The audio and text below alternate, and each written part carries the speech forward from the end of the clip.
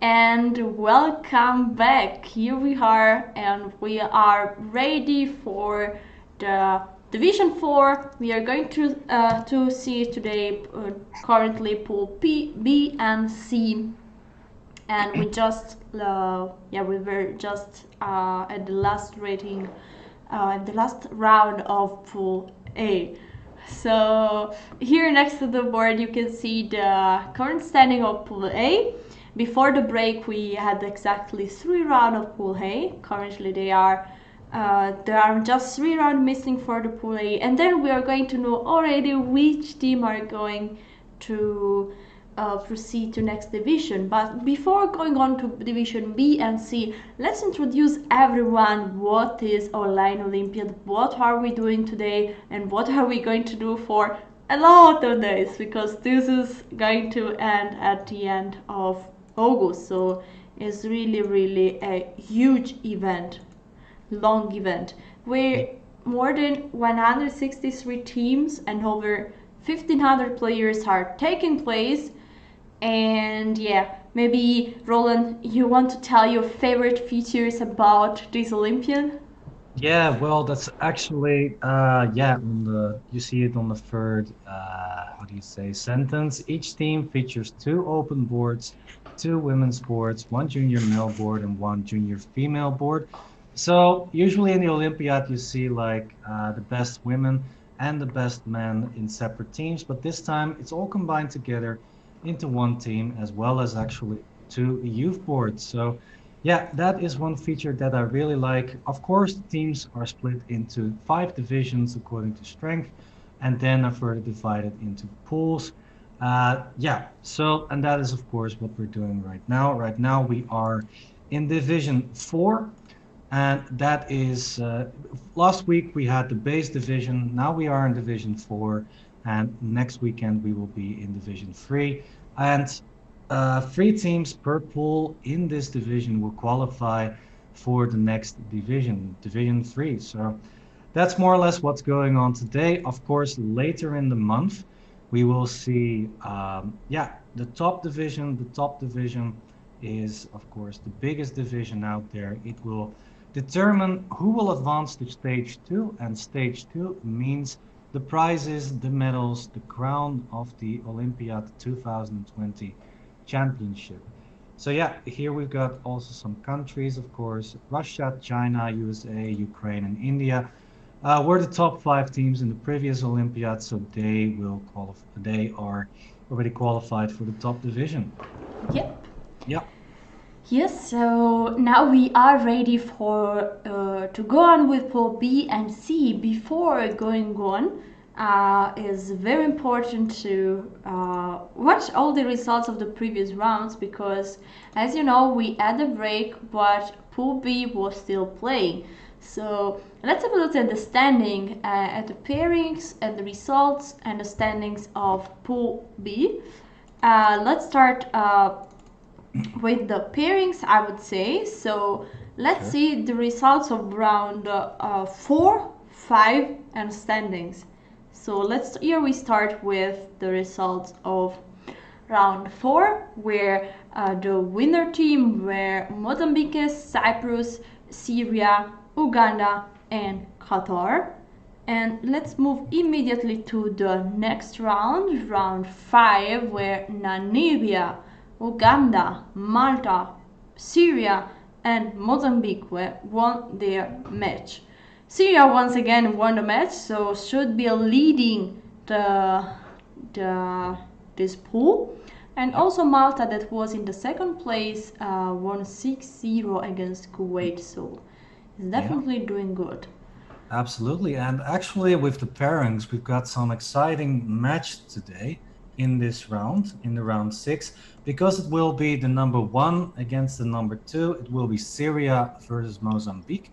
So that's definitely the match we're going to watch. As you could see in the standings, if we can bring that up, we can They are up. show who the number 1 and number 2 are. So, and also, of course, the rest of the standings with Qatar and Malta on third and fourth place. So yeah, Syria has 8 points, Mozambique 6 points, Qatar 6 points as well, and Malta 5 points. Those are so far the leading countries. And now we have Syria versus Mozambique. That is very exciting. I'm very curious to see who will win. What must be said is that actually Syria is by far the rating favorite in this pool, and so far they are, yeah, making it count. They are playing extremely well so far. Mm-hmm. Yeah, that's so right. So let's maybe introduce the pool C. Because also the pool C is starting, let's just introduce the pairings and then we will focus all on the pool B, the last round. So Mhm. here we have the pairings of round 4. The pool C is also starting now, but as I said, we are going to follow the pool B for the moment, and then from the next round we are going to focus all our attention on the pool C. But here we have, I guess, some. Let's have a look shortly at the standings, like this we understand who is leading. Yes, we Mhm. have Nigeria, Lebanon, and Mauritania 6 out of 6. So I guess we have a big match here. Yeah, it seems like we do. So we'll definitely keep an eye on that, of course.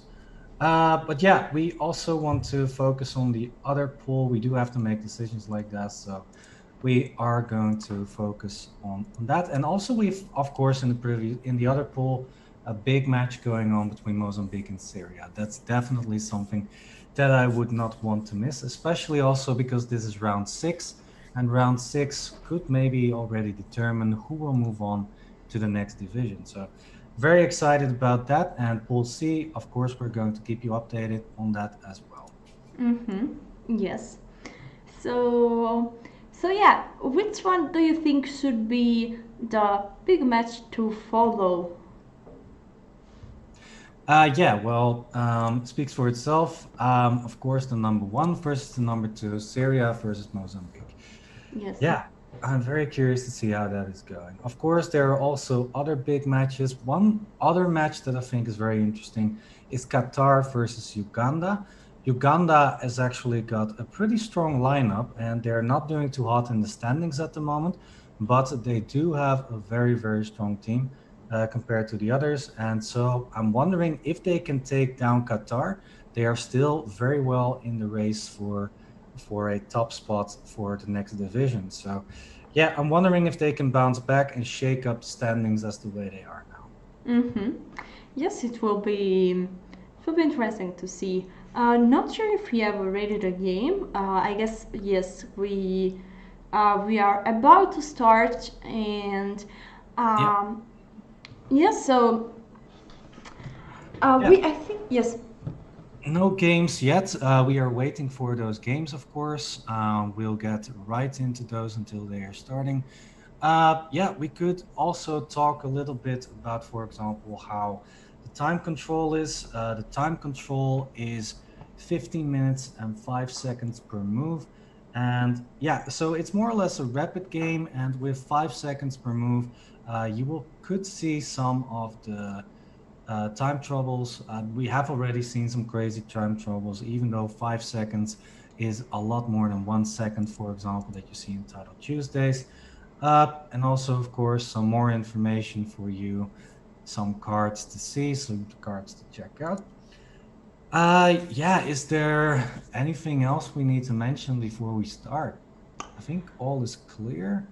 Yes, the only maybe I don't know if you mentioned already, but this is extremely important because here we have all the current scoreboard, pool A, B, C, D, and E, and you see the difference of color kindly done by our staff.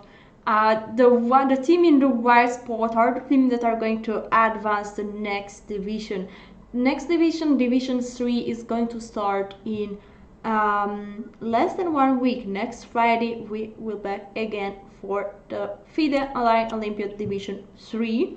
So here we, yes, here there are already the stream that could be advancing to next division. Pool A, we have Thailand and Hong Kong with 4.12 out of 12.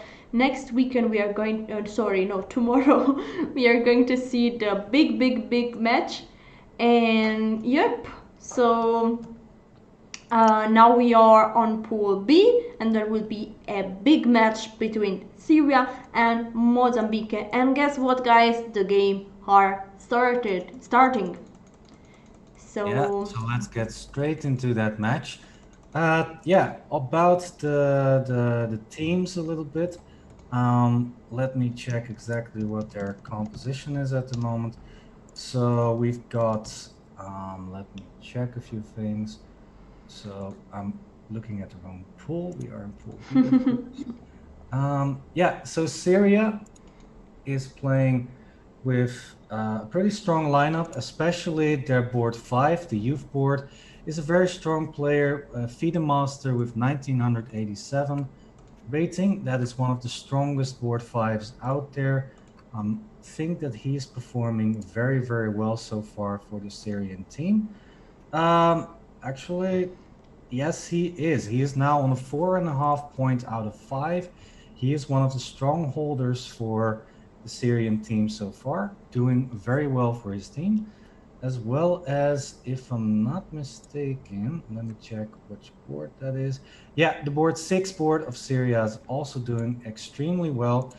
Miss Manar Khalil is also actually on a full 100% on board 6. So the last two boards of the Syria team are performing extremely well so far. mm-hmm. All right, and here we have the. You will say me, but might be, yeah.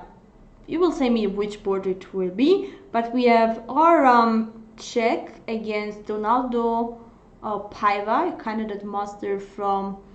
um, from Mozambique. Mozambique. Yes, and this opening was a Caro-Kann. I think it went like a main line bishop f5. Okay, but with knight h3, that is not the main line, because the main line was with knight f3, but it's a different idea to bring the knight to f4. And Absolutely. yeah, this is the current position. Roland, do you want to give us an update about the rating here, and also what do you think about this position right now? Yeah, of course, the ratings, because it could be a bit yeah, confusing to see the ratings above the board. Those are actually the chess.com ratings, everybody, and not their official FIDE ratings. So I'm here to give you guys an update on what the ratings are. And it's so that Donaldo Paiva from Mozambique with the black pieces has a rating of 2162. And the player from Syria, Mr. Aram Czech, has a rating of 2146. So it's a very even matched first board, at least on rating. And then about the position, hmm, looks Mm. looks a bit better for white. I don't think it's that much though. Black is extremely solid, especially with the pawns being on the white squares. Knight g4, interesting move. The question is if d takes c5 wins a pawn or not. Okay, there is already h3 played, so Ah, that's true. After d takes c5, black has bishop takes h2. That's true. Okay, now I'm absolutely sure that black is fine. Black has no problems in the position, opposite colored bishops. So, let's yeah, shortly show everyone here d takes c4, bishop takes h2, and that's why black is not losing a pawn. And actually, yeah, it gets some play here. I like now. Um, Black position. Maybe knight take s3 might be a move. The pawn on e3 would be weak, and also the pawn on c5 is not that strong. So exactly. I think that white should definitely not go for this. So now I understand why white played the move h3. yes. Black will take, f takes, and then rook hfa, g4. Very ambitious. White is here to play, it seems. Although, yeah, what do you think? Do you think white has good chances to maybe push here in this game? Well, it's so balanced also because there are exactly the same composition of pieces. So knight plus bishop with two rooks.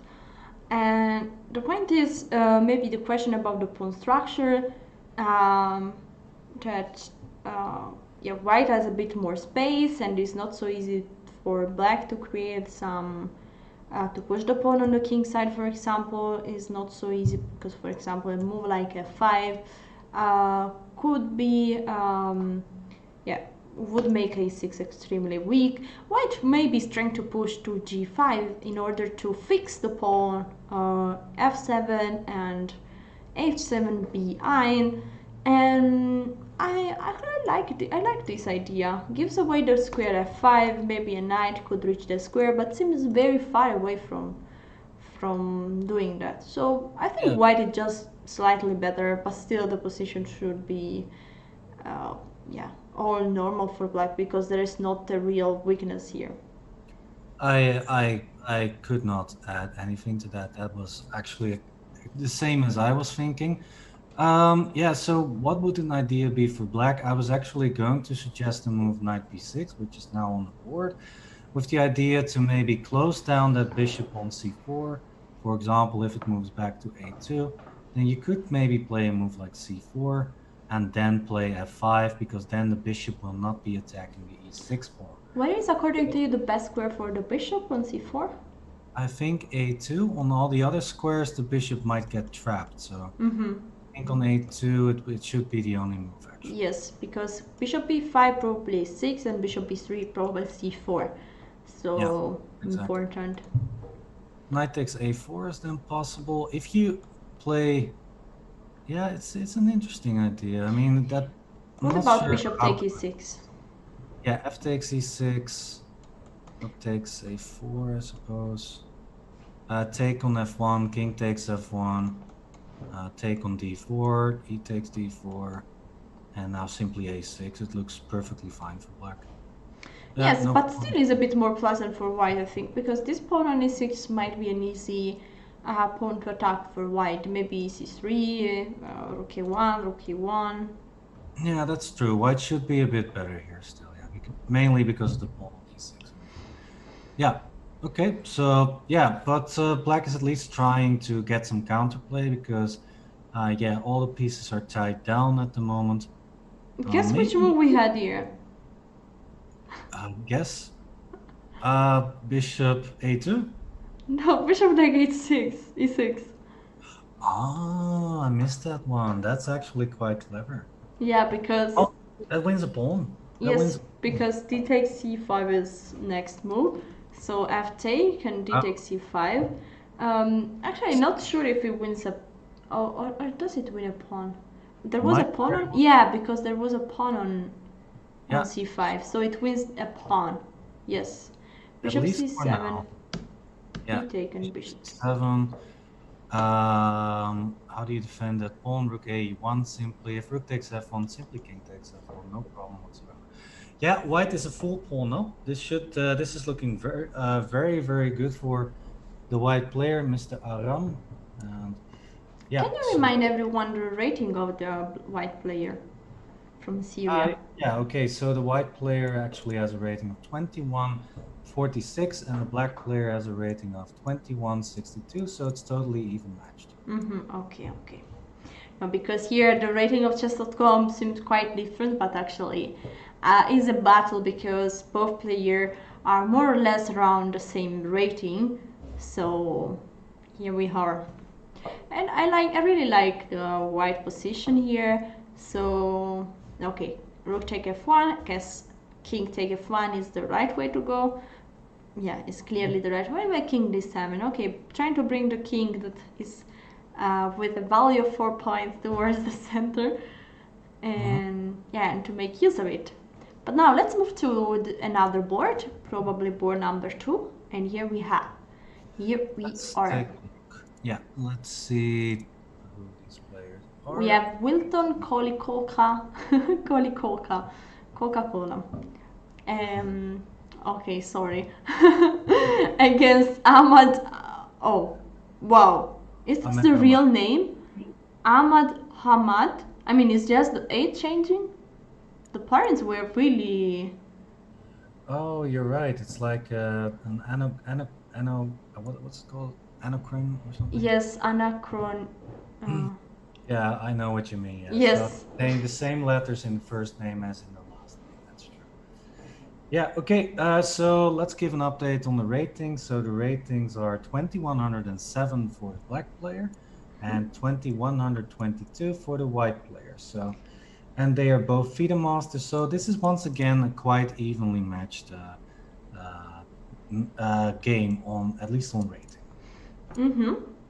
Yes, and this strange position is coming out from the modern defense, that is with g6. Actually, d5 is um, it's called here in chess.com. We get the notification that is called Norwegian defense. I don't know why, but it's called like that. So don't know if Carson played this line. Maybe he played actually that that line once. Don't know. Yeah, we should have, let's check the opening for a little bit then. So d5, that's a tricky opening. It's like Grunfeld, but then with the e4 pawn instead.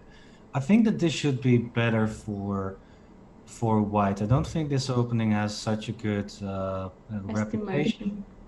Yeah, so of course, the way to go here is e5, knight e4. Indeed, knight f3, a very logical move, not bad.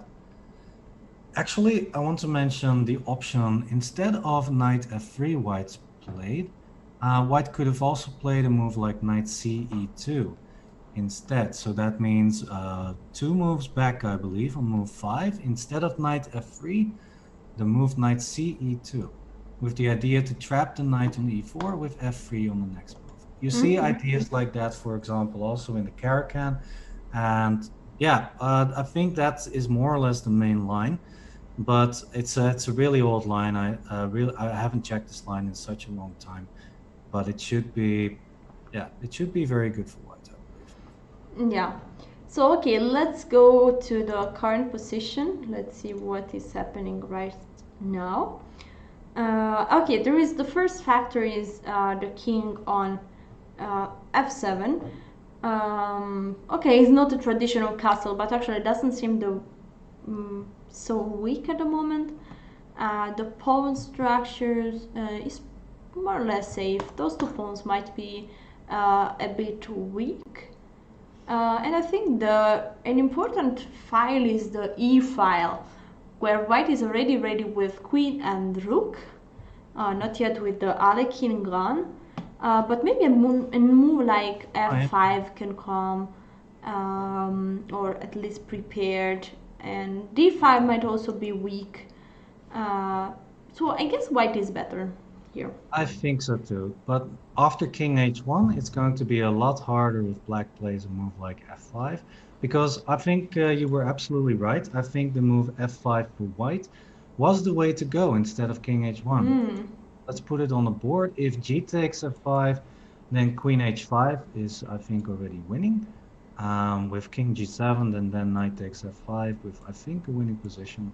Yeah. So, yeah, but bishop takes f5 is maybe, wait, I'm mistaken. Actually, bishop takes e3 is the way to go for black.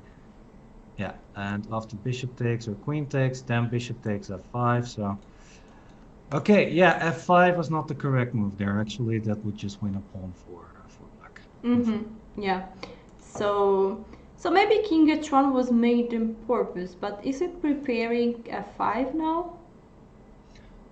Yeah, definitely, because now if black plays bishop takes e3, then it's not with check anymore, and white can take on e6 in between, winning a full piece there. So now f5 should win.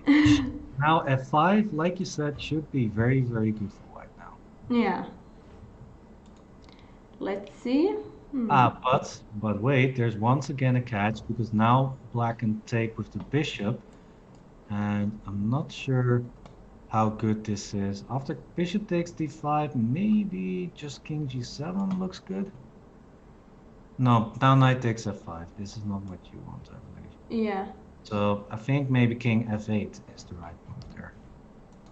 Yeah, so there are no checks. Oh, I hate computer evaluations. With every move that you make, it's like, okay. Last try, instead of king f8, bishop e6. Okay, bishop e6, you see? Yes, finally, okay. Yeah, so now it's not so clear who will profit the most from the exchange of the f pawn and the d5 pawn. I don't know what to make of this. I think the bishop has to retreat to g2, and then yeah, actually it's the knight on e3 that's quite awkward at the moment. It's not so, yeah. Maybe black should just play f5 after king h1. But rook h8, maybe it still works. Oh, we have a 5 here. It's on the board. Bishop take, knight take, queen take f5. Oh.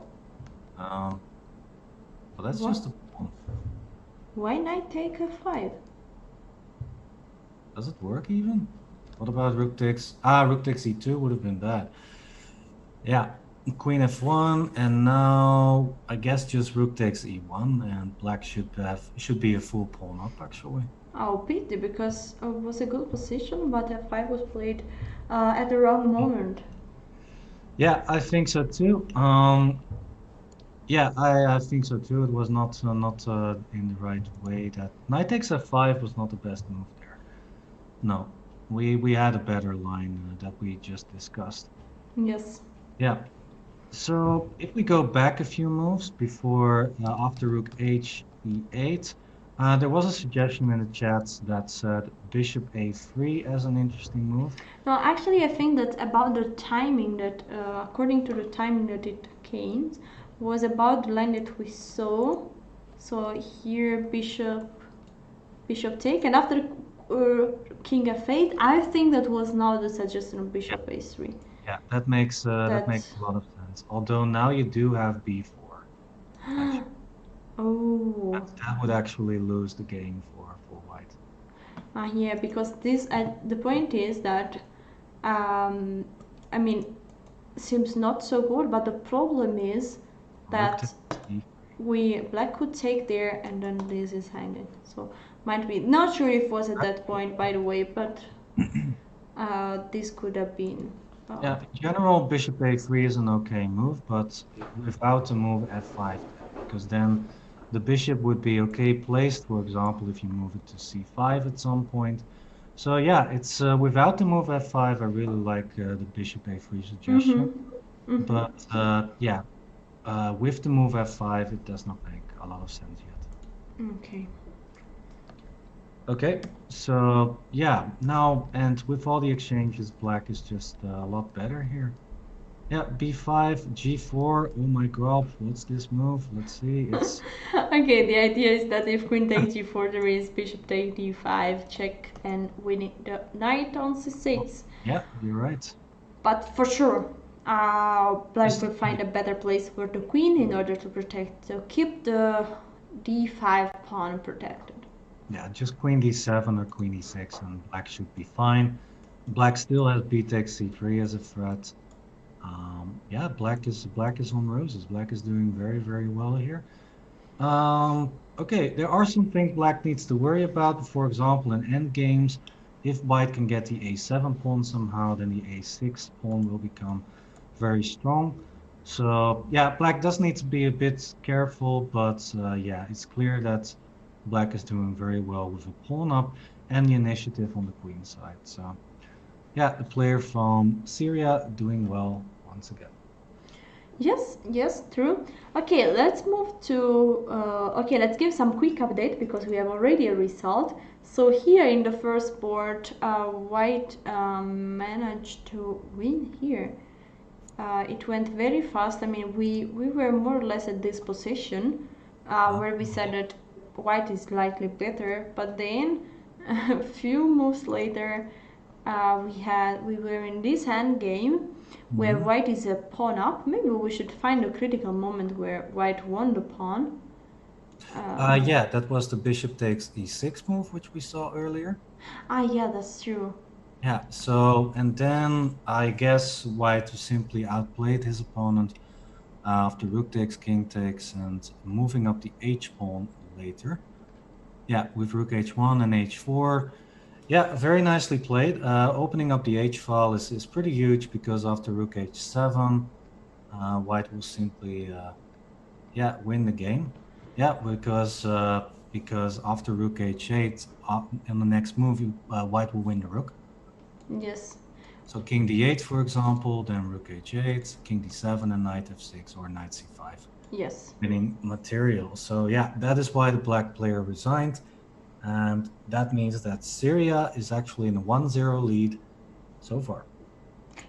Yes, so good game. Let's go. Actually, there is also another result, so let's mention it. Here also black won, but this time is the player from Mozambique. So they are 1-1. They are 1-1 at the moment. This I think it is the junior. Yeah, the Um, junior board, exactly.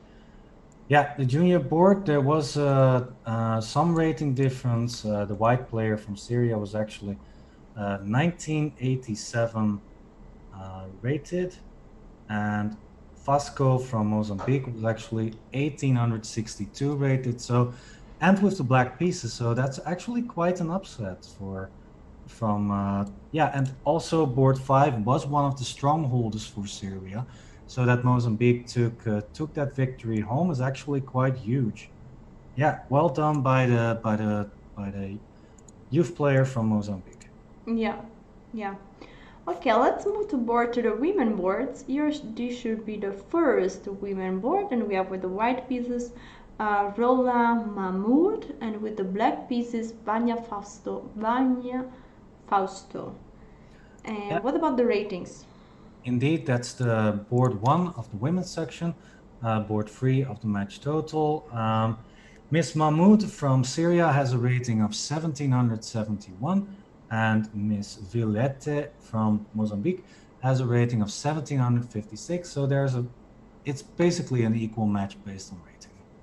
Yeah. But based on position, doesn't seem too much an equal match as black has a rook hop, and yeah, also there could be idea here. I mean, okay, I think just yeah, Just taking grab the knight. consistory. Yeah, a full rook up, that's way too much. Btech c3 looks logical. You could also play queen a6. No, not scratch that. Don't play that. Just take the knight indeed. Yeah, queen take. And No. I'm just curious, is it possible to take here? Yes. Yeah, it is. Queen takes a8, king g7, and the No black. checks, and so the pawn is promoting, so any lawyer's way to win the game. Yeah, So I think yeah, so. I think it's perfectly safe to do that. I don't think there's any, how do you say, perpetual as well going on. So yeah, c takes b2 looks perfect. Yeah. yes, good. So let's see how it went exactly like that. But now was played queen a6. That yeah looks a bit safer, but is good as well because next move will be c take b2, and okay, okay. We have some more moves, but A uh, full rook up, no problems for black whatsoever. So this should be a win for the Mozambique player, and that means that we've got a tight match going on. On some boards, Syria is doing well. On some boards, Mozambique is doing well.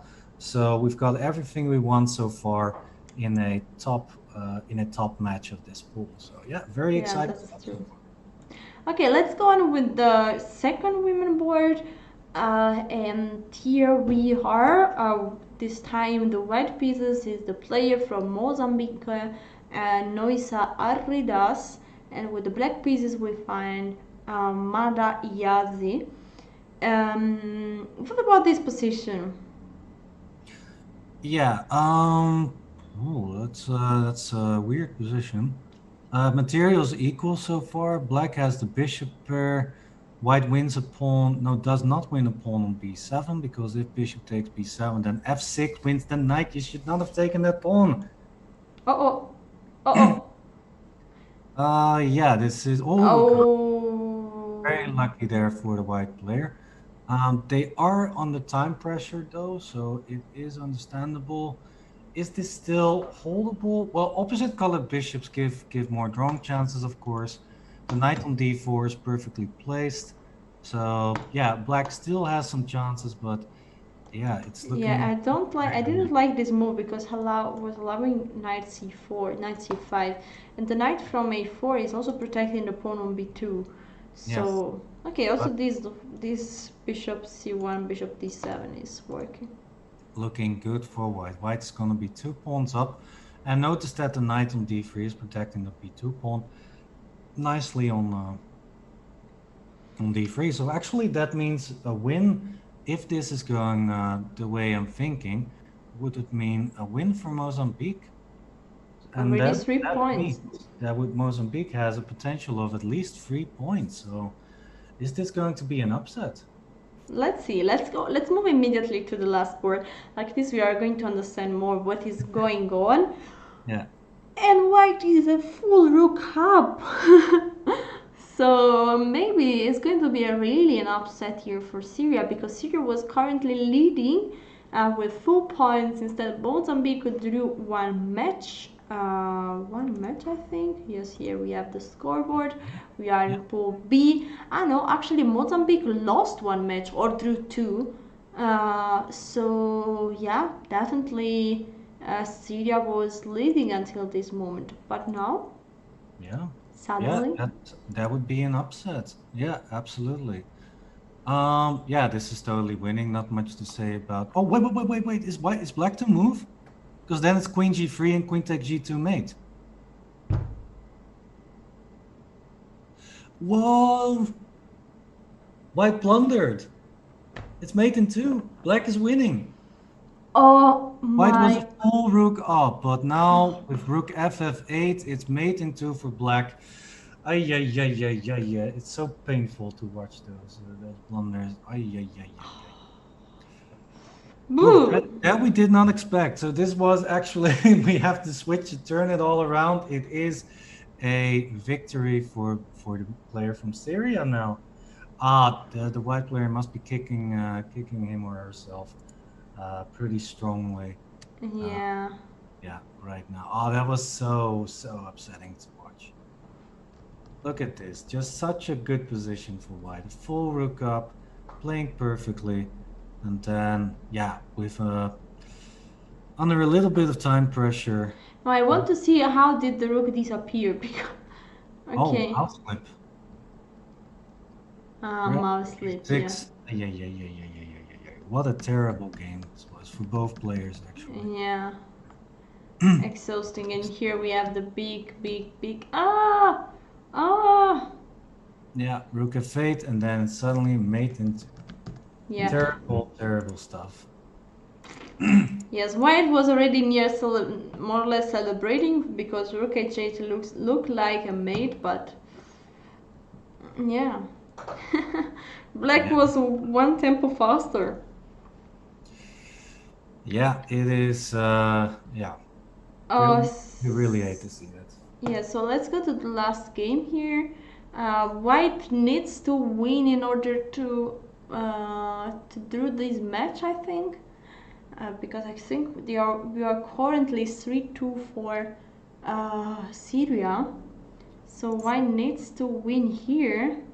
Mm-hmm. This might actually be a decisive game. So white doing very well. 2 pawns up, maybe 3 pawns if white can get the g5 pawn. It's not so clear though. After knight takes b5, yeah, bishop e7, just take the pawn on g5, I would say. But okay, not taking that pawn. But now b6 and the pawn is going to be very hard to stop right now. And also look at how the knight and the bishop on c4 and d5 are controlling the king on a4. Yeah, that's true. Cannot go anywhere at the moment. Yeah, 96, b7 promotes. Uh-oh. Over. This is winning for white. White's going to promote that queen. No stalemate tricks anyway. So this is going to be mate in a few moves. Just knight takes c7. Yeah, there you go. So Mozambique back in the match. After knight takes c7, b8 queen. No stalemate ideas. I don't see anything. So yeah. Wow, GG. White won. And this GG. was board. Let me check. This was board. And who is that? This was board. Board 3. Board 4, actually. Board 4. board 4. So the second board of the women. So then means we have, I guess, all the results. I don't know Yes, what and I asked again the power of the fingers. Yeah. yes. So first Right, board, let's go. Let's go. Here we go. a victory for Syria. Second board, white one, and white was Mozambique. So victory for Mozambique. Yeah. Board 3, black one, and this is again Mozambique. Board 4, Mozambique again. And oh, so guys, I think Mozambique won because board. Mozambique won. Wow. Wow, it's 4-2. Board 4, yeah. Another Mozambique and another for Syria. So might be a 4-2. Looks like a 4-2. That means that is a big upset in this match. The number 1 lost to the number 2, and yeah, well done by Mozambique. I did not expect that. Syria was the rating favorite in this pool, but now they lost to Mozambique and with 4-2. Wow, that was but the game. Okay, so that means that the mate in 2 that was missed by the Mozambique player was unfortunate, but luckily not fatal for the team victory because Mozambique still won the match with 4-2. So nice, well done. Yes, so let's see if we have still some games. Yes, this should be the first games if I'm not in the first board, if I'm not wrong. Cyprus against Namibia. And is this endgame winning? Because mostly bishop plus rook against a rook should be a draw. It's very hard to defend, but should be a draw. But with an extra pawn there, extra couple of pawn, might be that he's just winning, no? Yeah, it's simply winning. White's going to capture that a pawn. For example, you could play rook d6 now, check rook a6, you win the pawn, and so a pawn extra is very easy to win Yeah. after rook a6 here. Yeah, very easy. Okay, there are still some checks. Yeah, but you just run away. Mm-mm. Wait, that's not exactly true. If you move the king to d5, for example, black at rook takes a4. So you need to move the king backwards. Yes, And then so it's like this. Now going near to the... yeah, just move your king towards the rook, no checks, take the pawn, and then queen. It's fairly straightforward. Yeah. So the Namibian player will win this, and that would mean that they at least will have a tie in the match. Yeah. Alright, so let's see some other boards here. We are with... Okay, with Myanmar against France. I guess this is not a game we should look for. Yeah, this was a crazy house. 1 minute. All right. Yeah, that's not one of the games that we're following right now. No. Yeah, we'll see if there are still some games that we can check. So this should be the last game. This one. This end game, white is going to... Yes, white just took the pawn. Now white needs just to go to move the rook and start to push the pawn. And yeah, it will be a GGO for white. Yeah, well played. Yeah, it's a lot harder if the pawn was off the board, but still, we've seen some top grandmasters losing a bishop and rook ending versus a rook. For example, a famous game is a blitz game between Peter Svidler and Magnus Carlsen. Peter Svidler, of course, the famous Russian grandmaster, and Magnus Carlsen, the current world champion. Magnus Carlsen managed to win that with that ending. So even if white loses the a pawn, there are still lots of chances to win the end game. So yeah, and white also has the luxury that exchanging rooks is still winning because white has the good bishop, and so the a pawn will still promote. Yes, so now white is trying to bring the king inside because yeah, the king could be important to help the pawn to push. Yes, king d5, king c4, the pawn is The king is going to help. Okay, I think, yeah. Yep, you are. Well, white needs to be a bit careful of the 50 move rule. So that means that if a pawn is not moved within 50 moves, if no changes in the construction are there, then it's a draw actually. So white needs to be a bit careful about that. Yeah, I think an idea could have been simply rook e5 with the idea of bishop e2 and then a5. Yeah, for example, the problem is the bishop on b5. That makes sure that the a pawn cannot move, because if you move the a pawn, then the bishop is undefended. So white needs to move the bishop somehow, for example, to c4 or e2, like you say, and then you can start pushing the a pawn. Yeah. All right. So let's go. Let's see what. Okay, bishop c4. Okay. Yeah, And now a5. a5, king b4. Okay, king b4. Perfect. Yeah, this is more or less over. So. All right, that means we are going to wait until this game is finished. We are also going to, of course, wait until the standings and results are updated. I'm not too sure if this game still matters. I think it does. I think, yeah, we of course need to check if the results are updated. Then we see if this match still matters. Yeah, the winner of this game actually is decisive. If white wins, then Namibia has won the match with 3.5, 2.5. So yeah, wait, what? Rook b7? Oh, there's a rook on h1. Yeah. It seems like a mouse leap, but it's not a mouse leap. Okay, now. But yeah, still it's tricky to put the rook there. Move the rook away. Move the rook to g7 or something. Yeah. That should be easy. Yeah, because okay, still is winning probably even after bishop d5, because rook b1, king c5, rook take and a6, and still is winning. But yeah, why should you risk so much? Yeah. So yeah, a question in the chat: is this a good bishop or a bad bishop? Well, since the square on a8 is a white color and the bishop on c4 is also on a white color, even if the rooks are traded, it's still a winning endgame for white. So, yeah, white. No. Why is it a draw? I'm not sure. This could be big. Let's see. Let's see. Rook b1, king c5. I guess rook c1. Oh, you could just keep checking the king. Rook c1, king d6. Oh, it's stalemate. If king d4, can white run away? White cannot run away. If king d4, then rook d1 or rook takes d5. Now rook c6 is a complete draw. King d4, king d7, king takes b7, bishop takes c6, king a6.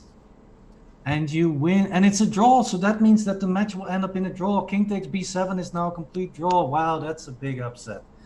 If black takes the rook, though, will black take the rook? That's the big question. Only 10 seconds left left for the black player. Will he take the rook? And there you go. Bishop takes c6, and it's a draw. Oh my god. Yeah, incredible, why? Really. As Roland said already many times, mostly it's important to go for the easiest way, and white will really be upset here. Just if we move back a few moves where white played the move bishop d5, then you will see that instead simply a move of rook g7 would have been absolutely perfect. So let's see if we can find exactly that position on the board. So yeah, the position after bishop d5. Yes. Let's see where that is. Yeah, so rook b7. Instead of bishop d5, just play rook g7 and it's completely winning for white. The a pawn will move forward and there are also some mating nets in the position still. So, Namibia has now drawn the match against Cyprus, and yeah, that makes it, of course, a lot harder for Namibia to qualify for the next round. Yeah, it's a bit of Yep. pity. Let's follow all the scoreboard. So Namibia, uh, yeah, did it drew against Cyprus, and winning would have been important in order to have, to be really one step from the third place. According to the official standing, Syria, Mozambique, and Malta are doing really great. Mozambique just won against Syria and took Syria to at the lead. So they are both at 10 points. So yeah, it's a very hard throw for Namibia. Was such a great opportunity to win this match. Yeah, absolutely. Namibia more or less needed to win that match to improve the chances for qualifying for the next division. And Mozambique and Syria still going strong. Syria losing the match against Mozambique, but still in the lead. So not a big problem there. And of course, we also have the other results for you. Namibia, as said, drawing the match against Cyprus. Mozambique, Syria 4-2, as we've discussed. Kuwait, Pakistan 3-3. Both teams are not making any progress there. Rwanda versus Malta. Malta cleaning up that match with 6-0. And Qatar, Uganda 4-2. I'm still Uganda making a big comeback, because I think that today they've won all their games, so they are also still a little bit in the race. They still can hope for the third spot in this pool. So yeah, still nothing decided, but Syria and Mozambique, and of course Malta, still going strong and looking good for tomorrow. Yes. So for sure at the end of the day we are going to see again all the score of Pool B, but as Roland said, Syria, Mozambique, and Malta are now doing really great and are in the first three place. But now let's go to the Pool C, because the fourth round was played, and guys, there is a important results. Mauritania won 3.5 to 2.5 against Lebanon, the favorite country of our dear commentator Roland. Yeah, I've been in Lebanon. That is why. Yeah, I'm unhappy. I'm devastated. Oh my God, to see Lebanon lose against Mauritania. Actually, that is a huge upset. Lebanon is considered the clear favorite in this pool. So Mauritania winning 3.5, 2.5 is absolutely huge for Mauritania. Also because they were both leading in the standings. So yeah, good job. Other results are coming in. We of course have two other decisive results. Eswatini losing their match against Lesotho with 2.5, 3.5, and Oman losing the match against Malawi with 4-2. The other results are still coming in.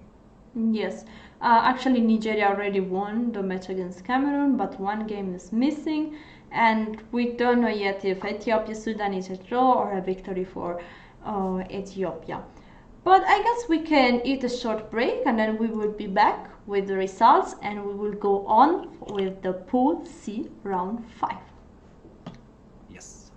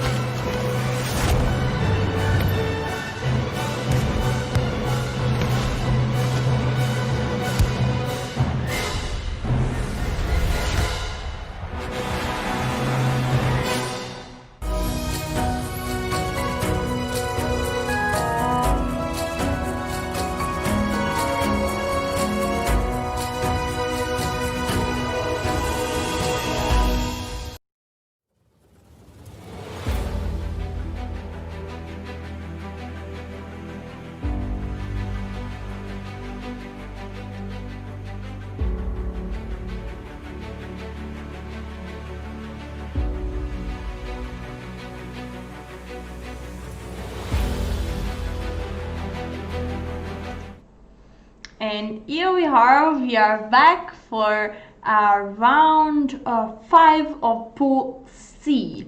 What we are doing, Roland? Which event is this? Which event is this? I Yeah. forgot everything.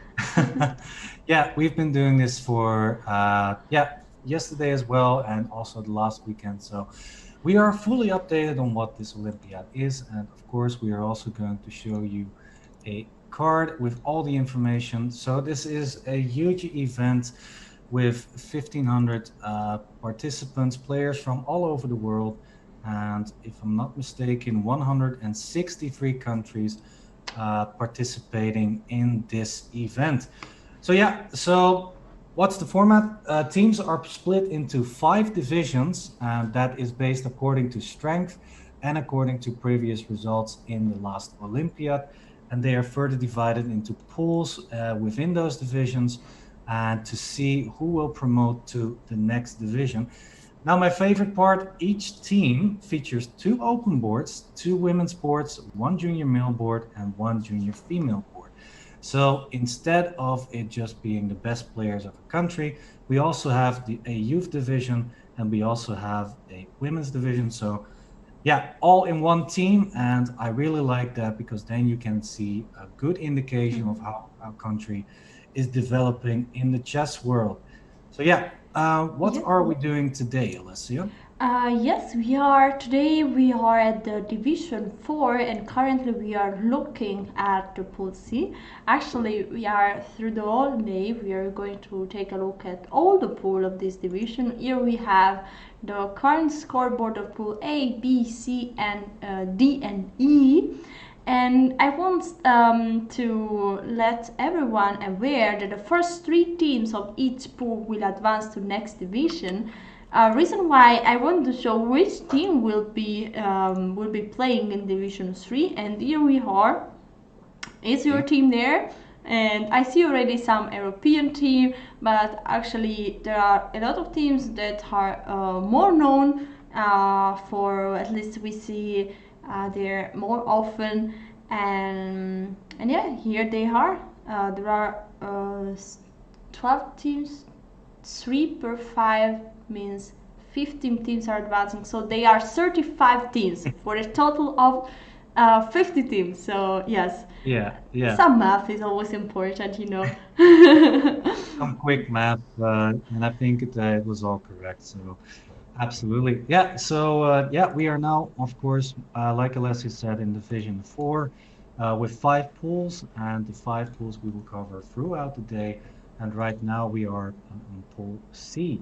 And as you can see, we have round 4 we just had, and we will now cover round 5 in Pool C, if I'm not mistaken. I think Yes. so.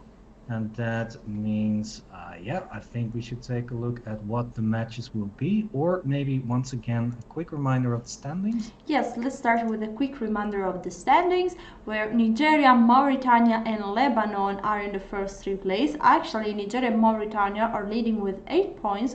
This means that they are both with 100% of the score.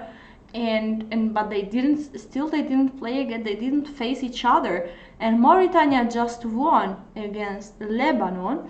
That was one of the favorite team of this division, at least according to the rating, and now Lebanon has still to fight to improve that they deserve to qualify, because Ethiopia and Lesotho are there with 6 points as Lebanon. So we Yeah, are going to see what will happen.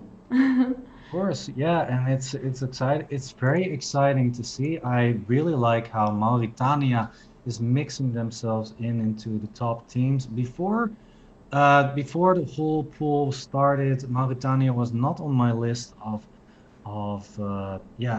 big teams, Favorite. the favorites to qualify for the next division. Nigeria was, and Lebanon was too. They are doing quite well still, and actually we still have Nigeria still has to face Mauritania and Lebanon. So I'm definitely looking forward to see those matches. Yeah, but in this round, that's not going to happen, unfortunately.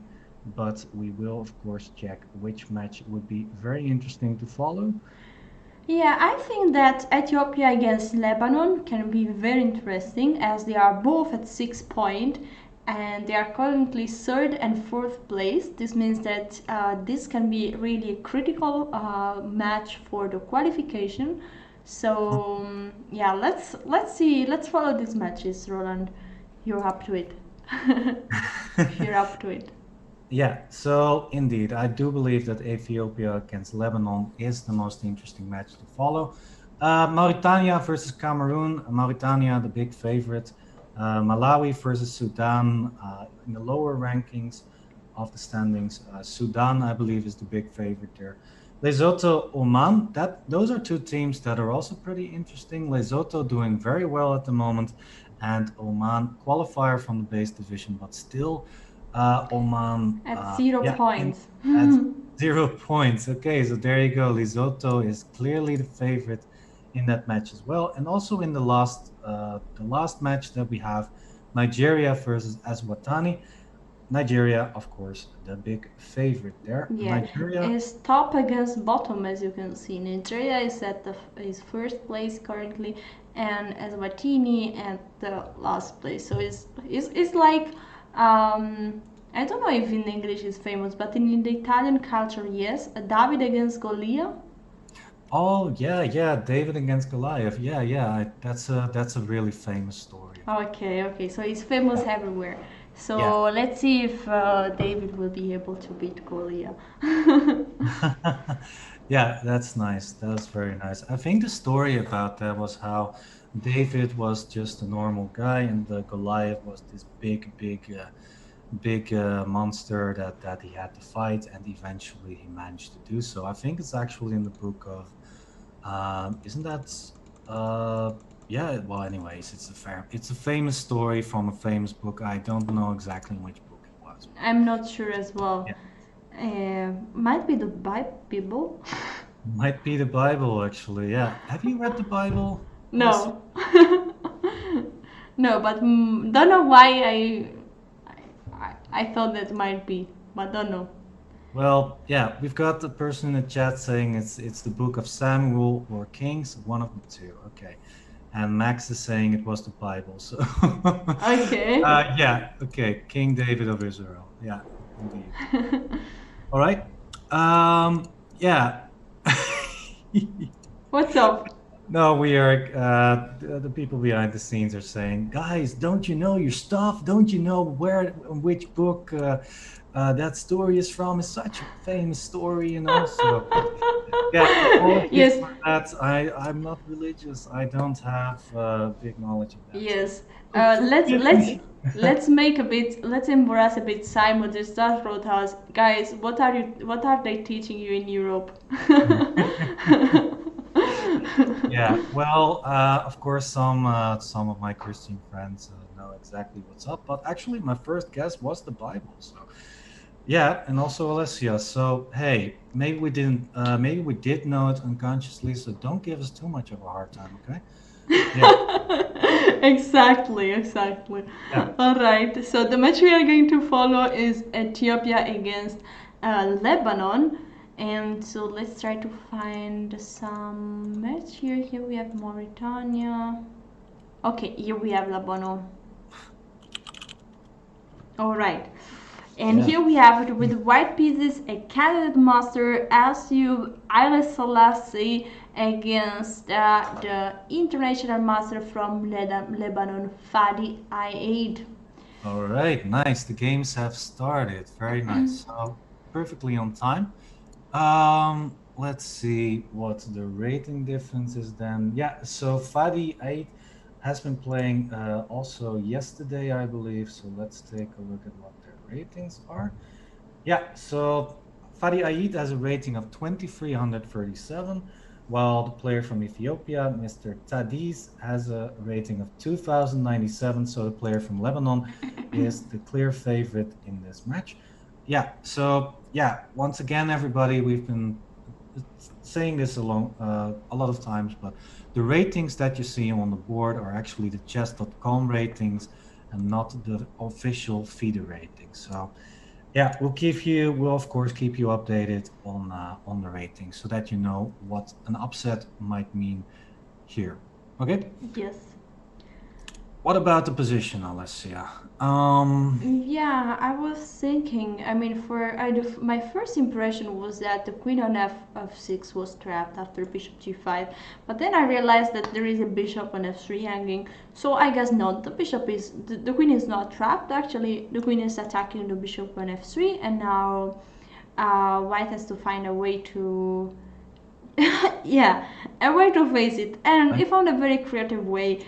King e2. White want to. The idea is probably that the center is completely closed, so might be the center the best place to put the king. It's an interesting move. Yeah, you're threatening bishop g5, and yeah, I'm wondering though. I think that black is doing pretty much all right, because the dark squared bishop might get traded off. Yeah, let's take on h6, queen takes h6, and I'm considering queen f4 here. Yeah, with the idea that if you exchange queens on f4, then there will be a nice square for the knight available on e5. So I'm thinking the black is doing very much all right here, even though white has a small space advantage on the queen side.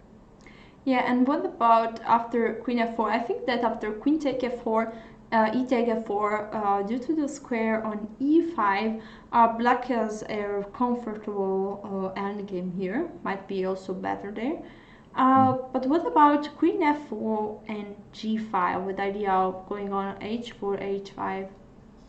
Yeah, that is the critical idea. I guess that after g5, you're just going to play f5 and try to destroy white through the f pawn, through the f file. Because the point is that the g pawn cannot move because the queen is pinned on h6. Mm-hmm. Yeah, so I think the queen f4 is looking pretty good for black.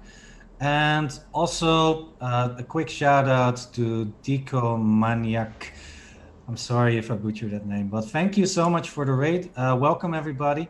We are well on our way in Pool C of the Division 4. Welcome to the Olympiad. And yeah, we are in Division 4. And if you want some information, then here you go. Click on the links that I just shared in the chat. And yeah, just enjoy the show. We have got a lot of fun games and fun moments ahead of us with some countries that you might not have seen before ever in chess tournaments. Yeah, there are lots of countries that are very participating here and countries that you don't see very often in the chess scene. So yeah, welcome everybody. Welcome everyone, and here we are discussing the first board of one critical match, that is Ethiopia against Lebanon. And as you can see, we have an international master with the black pieces and a candidate master with the white pieces. And Roland, did you give already an update about the ratings? Yes, okay, yeah. You can shortly check, but we will talk. We were talking also about this position. That what we consider very critical here was Queen f5, g5, and f5. Because black cannot just chill here around and wait for white to play h4, h5, and h take g6. But f5 is the favorite move of the Grandmaster Roland Pruijssers, but also seems very powerful in this position because there is a king on the center and the g pawn cannot take the pawn on f5 en passant because the queen would be hanging on h6. And so it means that the center might open drastically and there is the king on e2, so this looks extremely dangerous for white. Yeah, I totally agree there. And yeah, once again, the rating difference is quite high. The rating of the Lebanese player is 2337, while the rating of Ethiopia, the Ethiopian player, is 2097. So that is a 240 rating difference in favor of the player from Lebanon. Mm-hmm. Yes. Let's see if there is any update. Yes, we have Queen F4, and probably, as we saw, G5 is not so convincing due to F5. So yeah, Queen take F4 is the best move and is the move that was played. But here now we are in this end game where Black has a good square on E5. Still, I think should be more or less equal the position. But I would definitely pick black if I could choose which color to have. I think so too. And one of the big ideas, I guess, is to play knight e5 and then at some point a6 and b5, Mm-hmm. perhaps. Yeah, after knight e5, white is bishop e2. Is f3 a good move there? I'm not too sure. I don't think that. No, I think not because I mean the pawn might be. Yeah, I mean maybe it's not falling immediately, but might fall in a couple of moves. Yeah, still it's not so easy to take that pawn, but looks very risky. Yeah, h6, the last move is sort of, I'm not sure what it does. I I guess think it's a normal move. It's not a bad move, but yeah, it's stopping g5, I guess. But on the other hand, I'm not too sure that g5 was a threat because black could play f6 and open up the f file, which is a pretty good thing for black actually. But okay, h6 definitely not a disastrous or bad move. It's perfectly okay. But like you said, I do believe that white is more or less okay. I would also definitely pick black here. But yeah, it's kind of hard for black to make progress somehow. For example, if white now plays a4, how exactly are you going to push? I think Yeah, you're I going want to push shortly to go b5. back because Okay. I want to see instead of h6 to see f3 because after bishop f1 might be a possibility f5, no? I thought. Could be. One of the big problems in the black position that is currently under control is the pawn on d6. That is a big weakness in the position. And after e takes f5, exchanging everything on f5, so g takes, rook takes. Let's include rook g1 as well. Check, always useful. King goes, knight e4. Then suddenly you're having problems with the d6 pawn. So I don't think that is something that you want as well. Mm-hmm. So, and the pawn on e4 is very nicely covered by the knight on e5. So I think it would be a big waste to play f5 here. Yeah, Yeah. yeah, I agree. So yeah, f6, f3 might be an idea, but f5 is giving the a5 square that is the perfect square for the knight. So yeah, better not. And let's see the current position. Okay, as you said, a4 was the reply was a5. Is the idea to bring a rook to b6? I really don't like a5. It's closing down the position very much. Yeah, maybe rook a6, rook b6, but white then has knight b5. And we could actually show that on the board. So let's say you play a move like, let's play king e2, for example. And after rook a6, let's play a move like rook ac1, just playing a move. Or the other move, rook, doesn't matter, rook b6, and now knight b5. If you take on b5, a takes b5, then the rook is forever stuck on b6. So yeah, And I why? don't think that is a big plan for black. No, I think maybe a5 is not disastrous, but now it's becoming a lot harder for black to make progress. Black is definitely going to need to switch to the king side, but usually that involves an f5 break, and we already saw what that could mean for the black position. So yeah, very skeptical about a5, but still black is doing absolutely fine, of course. Yes. If you move back a few moves, of course. Yes, sure. So here is the current position. G5 is on the board. So maybe was this the idea of, yeah, behind, actually G5 was possible also without H6, but just the structure seems a bit more stable like that. Yeah, it seems that the only plan black has to continue moving forward is to play h5 at some point and making use of the h file. Actually, that could be very hard for white to stop. Yeah, There's so no a easy sort way of to do that. preparation, king g7, rook h8, and then starting to consider uh, maybe rook h7, even a rook ah8, and then h4, h5, or h5 immediately. Yeah. Knight g1. So I think that's according to Max's plan. Max in the chat. Knight g1. I think black is perfectly on time because the h file will still be of use for black. So maybe even now h5, or maybe now let's just wait a few moves. Let's just play king g7. f3. And after f3, then h5 is perfect. Just move the rook to h8. I think after f3.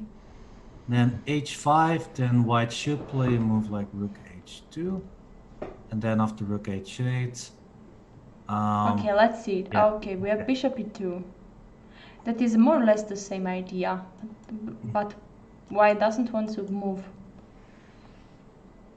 Yeah, the e2 pawn. is a normal move. It's definitely not bad. By the way, without the knight being on c3, now rook a6 and rook b6 is definitely an idea here to try and create some problems, perhaps at some point.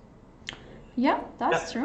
Black definitely in the driver's seat, but it's with the closing of the position, it's very hard to break through at some point. So white is just going to try and hold this. Yeah. Oh, one plan I haven't mentioned actually is to sacrifice the f pawn with f3, Uh-huh.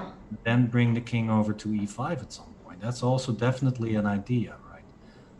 Yeah, because you still have everything under control, and maybe you could start attacking the e4 pawn, for example. Yeah. And why do you need to sacrifice the f pawn? So that the king can make place, so that the knight can make place for the king. Okay. E5. Yeah. But okay, now knight f3. Now it's not necessary. Now you can just take, and play king f6, king e5. And Yeah. yeah, but once again, it's very hard to break through. It's really a too closed, very close position so far. Yeah, Yeah. there are some breakthrough. I mean, very few, always less and less.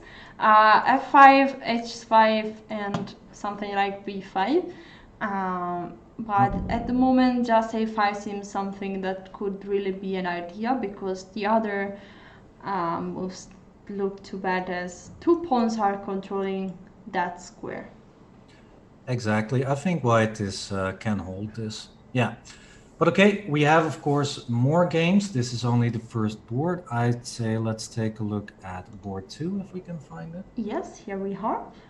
With the white pieces, we have the candidate master from Ethiopia, Ida Gnuhem. And with the white pieces, we find Maroon Tomb from Lebanon. Yeah, so let's a quick update of the ratings. So player from Ethiopia with the black pieces has a rating of 2074, while the player from Lebanon, Mr. Tom, has a rating of 2177. So about 100 rating difference in this match in favor of the white player of Lebanon.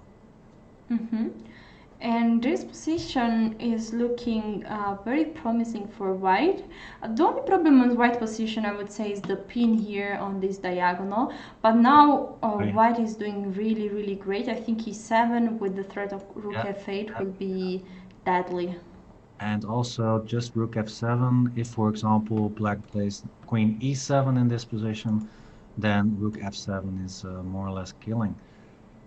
Yeah, looking very harsh. And like you said, then e7 is looking extremely dangerous for black. E7, the big finisher, I think, in this position.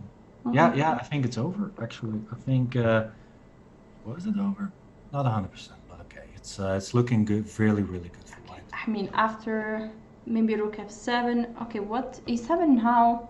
E7 okay, now. also, no. It's not good, but rook f7 might be. No, just e7 looks perfect. Bishop take e7. Then knight takes b5. Winning an exchange, and you also have rook fe3 after that, winning the bishop on e7. Yeah, true. True. So really, yeah. And D7 is on the board.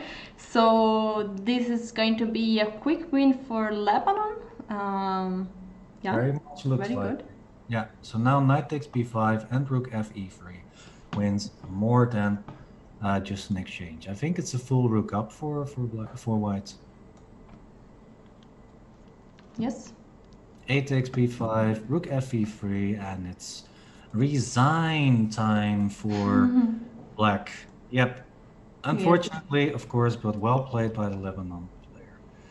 Okay, let's go on to the women board. Here, this should be the first women board. With white pieces, we have Lida Tabat Haile.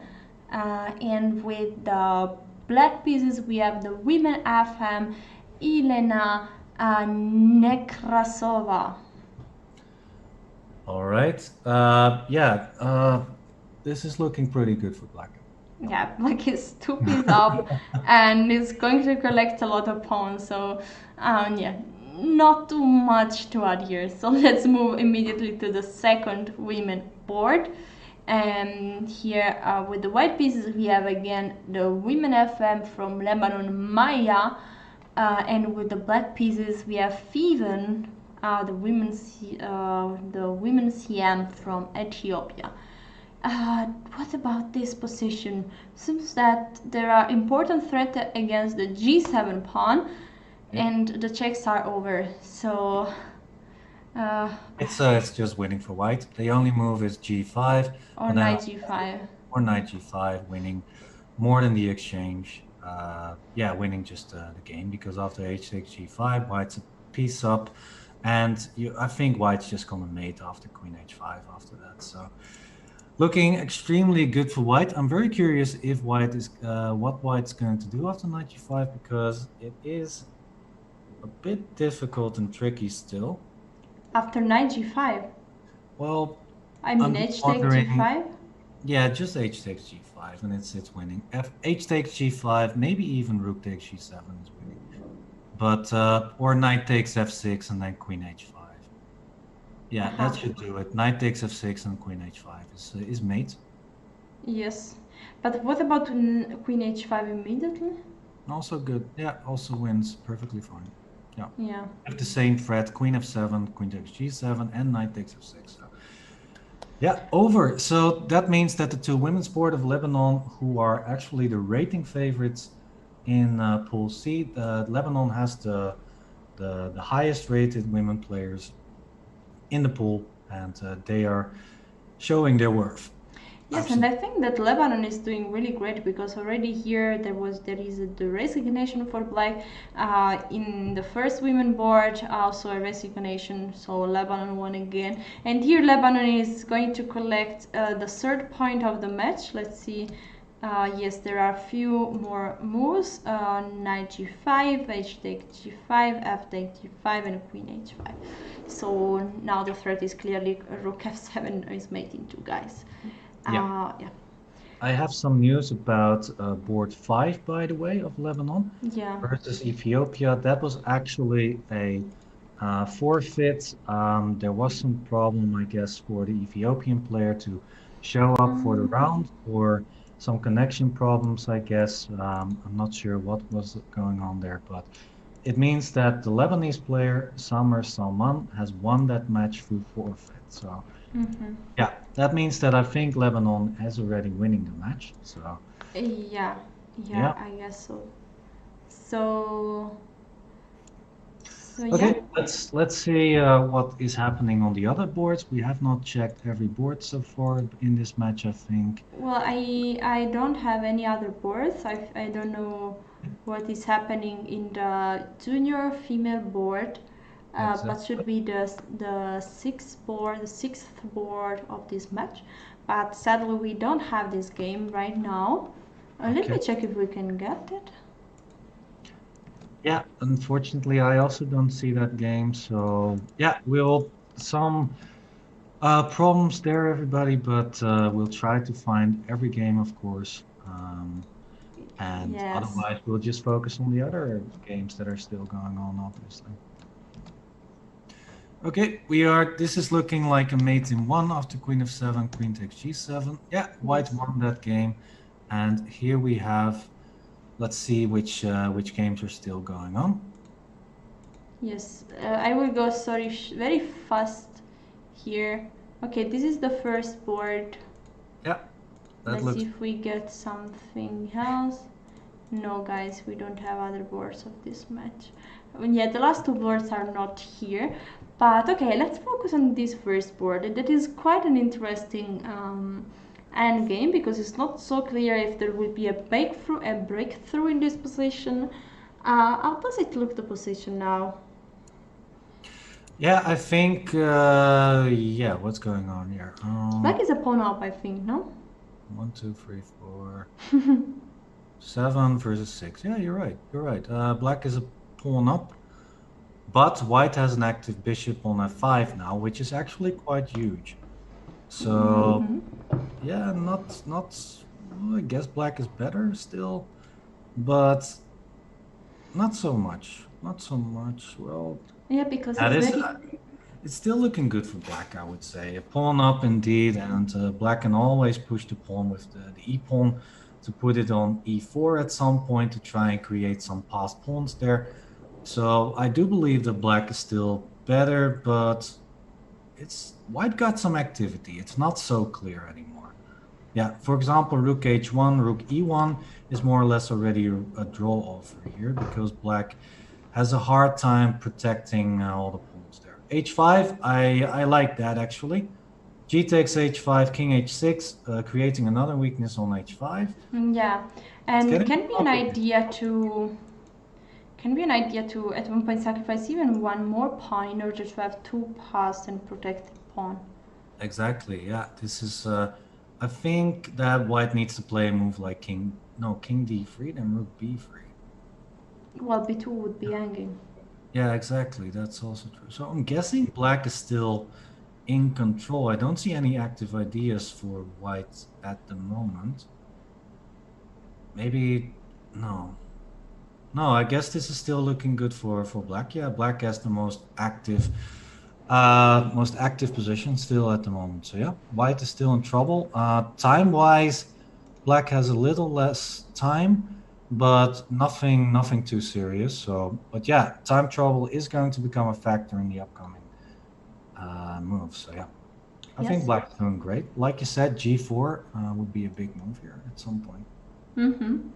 Yes, let's see if there is a sort of preparation. So I was thinking, isn't it better maybe to try to push e4 here? Because it would be better to have two passed pawn on the g and have fine, I guess. Yeah, Um, yeah. That could also be very well an idea. Yeah. Yeah. I don't see a good way to stop that. Oh, wait. I got an active idea. What about bishop e6 here for white? Bishop e6 here, huh? Yeah, with the idea to try and attack the e5 pawn. And Okay, let's yeah, see. so Okay, we have rook h2, but let's see shortly. Rook e6 with the idea to attack the e5. e5 Yeah. pawn. I guess it's countered by your move. E4, f takes e4, and then g4. And that's quite dangerous. Yeah. Yeah. Yeah, rook has to move, king g5, and those two pawns are going to run very fast over the board. So maybe Yeah. not g5 even, but Maybe you're already pushing those pawns. maybe even rook takes e6, giving the exchange back. But yeah, those pawns are definitely very strong. Okay, but it's not that clear because white also has an e5 and d5 pawn. So yeah, Yeah, but they are under control. yeah, they could potentially in the long run also be. I mean, for example, Yeah. let's push one of those two pawns. So f3 or g3, f3 or g3. Let's go Uh, for g3.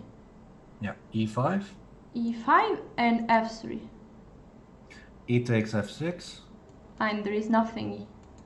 f2. Well, I guess I'll have to give that pawn somehow. So rook, maybe just rook g1. Rook g1. Okay. Maybe that's Okay. actually a bit too much, but Which rook? Okay, so, oh, wait, Looks like it's it's what? what? White won I on time. time On time. Oh boy. on time. Oh boy. Oh. Okay, let's see. Let's see what happened because this was so cool. What an anticlimax. We were just discussing all the options here and then it's suddenly flag. Okay. Yeah. Yeah, throw all those things overboard, guys. It's just flag is also very Yes, okay, let's see how it went. annoying. Rook h2, g4, that was an idea that we were also discussing. F takes g4 and e4, two passed and connected pawn. G5, king takes g5, bishop e6. It looks quite similar to what we had. Yeah, and as you said, we have the exchange sacrifice. Yeah, yeah. That, yeah, that means that Black wanted to try to use those two pawns in the Yeah, line. but if the h pawn wasn't there, black would be absolutely winning. But the problem in this position is after rook takes e6, white can play h6, and after h6, black still has some problems to solve there. So yeah, I'm not too sure who's actually better. I'm actually saying that white's better because that And h if pawn king is h6 here? well, then it's a lot harder to get those pawns rolling. So Or for actually, sorry, knight g4. knight g4, that looks good. Knight g4. Probably a move like I'm just scared. What about if the rooks get to g file? To the g file? no, after rook g2 you play f3, I Yeah, but suppose. after rook g1, f3 as well. Oh, first rook g1. Yeah, then f3 as well because you cannot play rook g2 after that. And what about, okay. Okay, So no, rook g1 is, yeah. No, I thought yeah, I was looking at rook, but not. Okay, uh, so, but yeah, rook g2 looks pretty good, and then after f3, yeah, I'm thinking maybe just taking on g4, but I think the f pawn is still very dangerous. it's still very dangerous, yes, also in this Yeah, endgame, this looks very, very good for black yeah. because or king f5 actually, and then king f4. Mm-hmm. Yeah, this is looking very good for black actually. Rook e1, king f4, f2, king f3. It's already looking like that pawn is going to promote actually. f2, king f3, king g2. There's nothing the white can do about that. Yeah. So yeah, very dangerous position for white. Yeah, I think there is a way for white to maybe take control over that position or at least make a draw. But yeah, it doesn't matter. White won on time. Such an anticlimax. But hey, these things happen. Actually, a big upset because white was. There was about a 250 rating difference in favor for the Lebanese players. So yeah, a big upset in this match. Yes, a big upset because time. Because Time, yeah, yeah. yeah. Such an interesting game, though. Such a pity this ended that way. Yes, okay, let's see if we have other games in this round. Here we have a game of the match, Lesotho against Oman. With the white pieces we have Mr. Lebayoa Sefe. And with Yeah. the black pieces we have Anas Al-Dawashi. And this is a rook hand game where white has two pawns and black's three pawns. But what is the rating difference between white and black? Yeah, so we are on board 5, which is the youth board.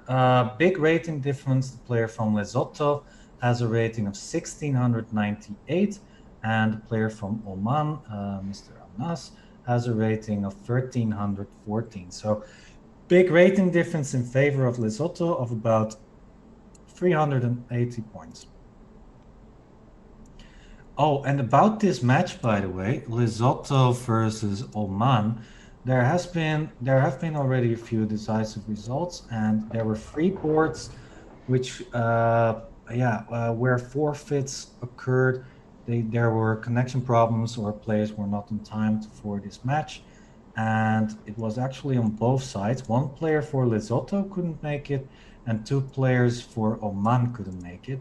Current standings is 2-2, a tie so far, and let's take a look what this game would mean for the standings there. Okay, Question, is rook d5 a winning pawn ending or not, Alessio?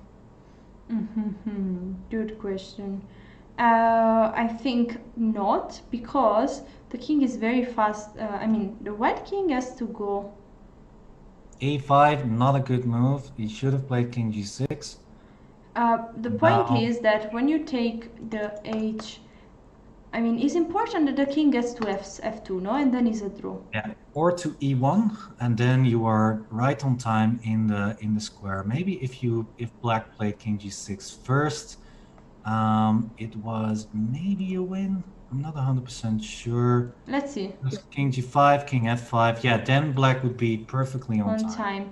But there is still a draw option here. It seems that here you have to do the maneuver with king e6, f4. Yeah. F5. Yeah, and then both queens will promote, and then it will be a draw. So, yeah, so the position was a draw, but there was still a little trap there if the king would have gone for now king f8. Yes, sorry, a king here and then both are going to queen. All right.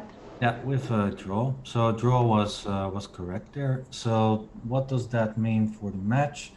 2.5, 2.5. Yes, 2.5 to 2.5. And yeah, also the other game was a draw. So the final result of Lesotho versus Oman is actually 3-3. So a draw. We have this endgame, and I want to start a bet in the chat. Will black do this checkmate? I think that I did on my private channel, like 30 times I showed the technique, because I really care about being able to give this checkmate. So let's see if black knows the technique, the W technique. Somebody called W, somebody call it the M, but whatever you want, guys. It's important now to bring a knight here, so chat, let us know what you think, how to win this position. It's a very well-known way. No. No. No. Oh boy. Oh my god. Yeah, it's an ending that everybody should study. The double V technique, as is mentioned by Chess Noob in the chat. You're right, the double V or the W technique would have won for black, where you move the knights, you take squares from the king, and you push it towards h8, and it would be a win. Unfortunate, but hey, endgames this shows more or less that studying endgames is important. Yes, and let me give everyone an indication about where you can train this endgame, because if you go in paddles and you click on drills, you find and in endgames you can play against the computer a lot of these endgames, and it can be really a great practice to check if you're able to give checkmate. So check this function in paddles drills, and you will find a lot of endgames. Some are really impossible, but don't check the one with 2 knights against the pawn, because it's impossible, and maybe I will dare Roland to do it. But yeah, this knight plus bishop you can for sure try to do. All right.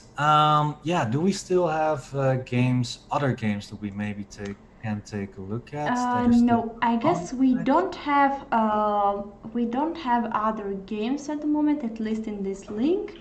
But yeah, let's have a look at the results at the moment. Okay, they are still not too much updated, but we think that Lebanon won, no?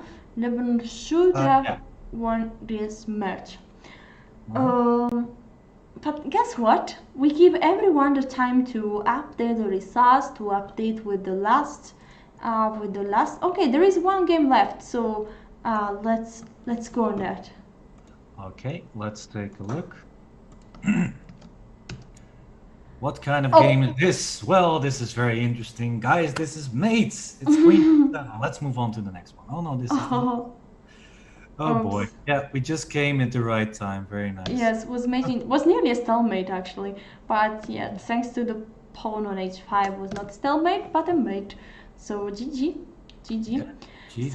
Okay, guys, updates are incoming. All the games are finished, and yeah, here we have already a lot of updates. Mauritania won against Cameroon 4-0, 4-2, and Ethiopia against Lebanon. We saw already Lebanon won 4-2. And Sudan won 5-1 against Malawi. A draw between Oman and Lesotho, and 5-1 between Nigeria and Eswatini. So David against Goliath didn't succeed. Yeah, in that regard, Lesotho was held to a draw by Oman. If we take a look at the standings, then we are going to see that that's kind of an upset because Oman is last in the standings and Lesotho is still playing for one of the top spots. Yeah. So yeah, here you see that. I don't think the standings. Oh, the standings have been updated, I believe. Yes, the standings So- are already there. And here we are at the. Are we at the end of pool? No, one round still. Yes, Still one one round round. still. Yes. So, yes, Niger and Mauritania are leading with full 100%, and then followed by Lebanon, Lesotho, and I think it's a battle between Lebanon and Lesotho for the third place. And for sure, as you said, the draw of Lesotho against Oman was an upset because Oman was at 0 point before this match. And also, we still have the matches Nigeria versus Mauritania in the future, and also Nigeria versus Lebanon. So yeah, that means the Lesotho is still in the race for the third place. So yeah, those 4 teams we are going to check, of course, in the upcoming round. So yeah, I think that is all the information we have. So I think it's time to go on a break. And after the break, we will be back with round 6 in this pool, and also pool D. We also have the results for that then. So don't go anywhere. We'll be back shortly after the break.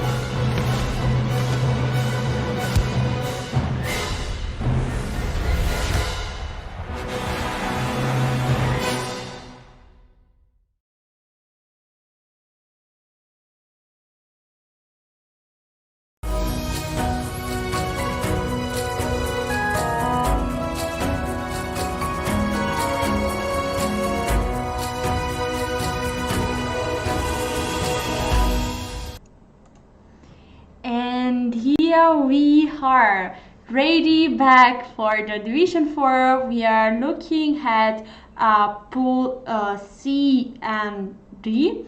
And we will start currently. We had already Pool C, we had already round 4 and 5. So we are going to have the round 6 of Pool C, and at the same time is going to start the first round of Pool D. Let's discuss the pairings. What do you think about Cameroon, Eswatini, Oman against Nigeria, Sudan against Lesotho, Lebanon against Malawi, and Mauritania against Ethiopia? Well, we've got a discussion in the previous round, and I think right now it's once again a David versus Goliath story. Lebanon clearly the favorite versus Malawi, Mauritania clearly the favorite versus Ethiopia, Oman versus Nigeria, also Nigeria the clear favorite. The other two matches, Cameroon Eswatini and Sudan Lesotho, are the interesting matches, I believe. But we also let's give you guys an update on what the standings are as well, so that you can see what is at stake for all the teams. Yes, here we have the standings of all the pool. Actually, let's focus on Pool C right now. Nigeria and Mauritania are leading with 10 out of 10. Still, we didn't see a direct match between those two teams, but we are going to see tomorrow. So, yeah. Lebanon is following with 8 points and is at the stable third place. Lesotho is at the fourth place with 7 points. So I guess that Lesotho gotta try to win in order to try to qualify, advance to next division. Then exactly. So I think that would be an interesting match to follow. Number 4 against number 5, Lesotho versus Sudan. If I'm not mistaken, that is an interesting pairing. Yes, so let's have a look at that. Yeah, absolutely. Yeah, both teams not doing too shabby. Lesotho has already played against Nigeria, big loss for them, and Sudan has already played against Mauritania and Lebanon. So if Sudan wins, then they also have still got a pretty good shot to qualify for the next division. And you qualify for the next division, of course, if you are in the top 3 spots in this pool. Yeah. Yes, so I guess that here we have the first board of this match. We have with the white pieces, the international master Omar El Tigani, and with the black pieces we have the player Molapo Young. It is not a title player according to what we can see here. Okay, yeah, and of course, as always, I'll give you guys an update of what their actual ratings are, because the ratings you see right now are actually the chess.com ratings. So this is indeed the first board of Sudan versus Lesotho, and there's a big rating difference on board 1. The player from Sudan, Mr. Omar El Tigani, has a rating of 2283, and Mr. Yuang from Lesotho has a rating of 1607. So yeah, over almost a 700 rating difference in favor of the Sudan player. But it's a bit deceiving, because Yuang is a candidate master, and that means that he has had a way higher rating than 1600 in the past. So yeah, definitely interesting to see what's going on here. Yes, definitely. I guess in this position, this was a semi-Slav where white was able to play e4 at one point. And so we have this position that where black has this card band structure with c6 and e6, and white has more space at the center, and also now chances to attack against the black king, like queen d3, bishop d5, something similar to what we saw in I think one of the last matches. Yeah, I remember, and I like h6. That move for black is very nice to prevent bishop g5. Actually, I was not a big fan of the bishop c2 move, and because black's plan is actually to play b6 bishop b7 and then c5. So I was thinking that it would actually have been better to play bishop g5 so Yeah, I that you can agree. stop that plan at least for now and also put some pressure on the knight on f6, which is now being prevented very nicely by the move h6 in the game. So Only yeah, question, how to reply at h6 here? yeah, you just take the knight. Just take the knight because bishop h4 would look a bit dangerous. So taking the knight, giving the bishop here, but Yep. yeah, maybe try to put the knight on e5 and on e5 in the future. Yep. Maybe queen e2.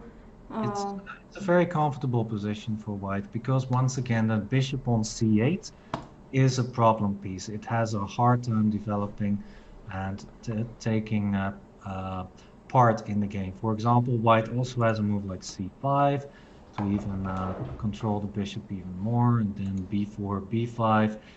It's looking like white has, yeah, so on the queen side together with c5 at some point. This is a very comfortable position for white, so yeah. yes. Alright, so was a good try for white here to go with for bishop g5, but white took the decision to play bishop c2, and after h6, white decided to make the fianchetto with the dark square bishop, so b3, rook e8, and bishop b2, and that's the current position. Still, I would say that looks very good for white. Thus, the bishop looks quite scary. Might be that in the future they can really be. There are even some line where it's probably not here the case, where there is the double sacrifice of bishop against the king side in order to open up everything. Um, what about this position? Yeah, it's looking very, very good for white. Like you said, queen d3 looks like a normal move.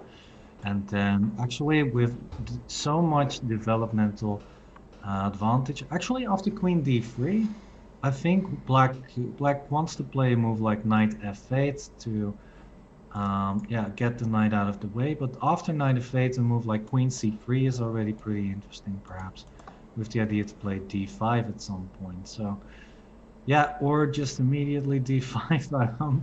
This is just looking extremely scary for black. Yeah, yeah. Yeah. White has all the control. Even a positional approach with c5 once again, and then b4, b5 is looking very good. Yeah, so white is definitely in control here. And let's see if that is, yeah, that's according to strength because the Sudan player has about 600 to 700 rating points more than the opponent. So, Which yeah. is a lot. So okay, let's move to the board 2. Should be at least the board 2. And here we have with the white pieces Mr. Sekaba Kalema against Ahmed Hassan. All right, let me give an update on the rating. So that is indeed board 2. The black player from Sudan has a rating of 2035, and the white player from Lesotho has a rating of 1827. So once again, a rating advantage for Sudan, about 200 rating points difference this time. Yeah, and this is the current position. Is quite a complex position to understand. Is a weird pawn structure. Let me show the opening. What was the opening? Yes, it's a King's Indian. Here Mhm. we are.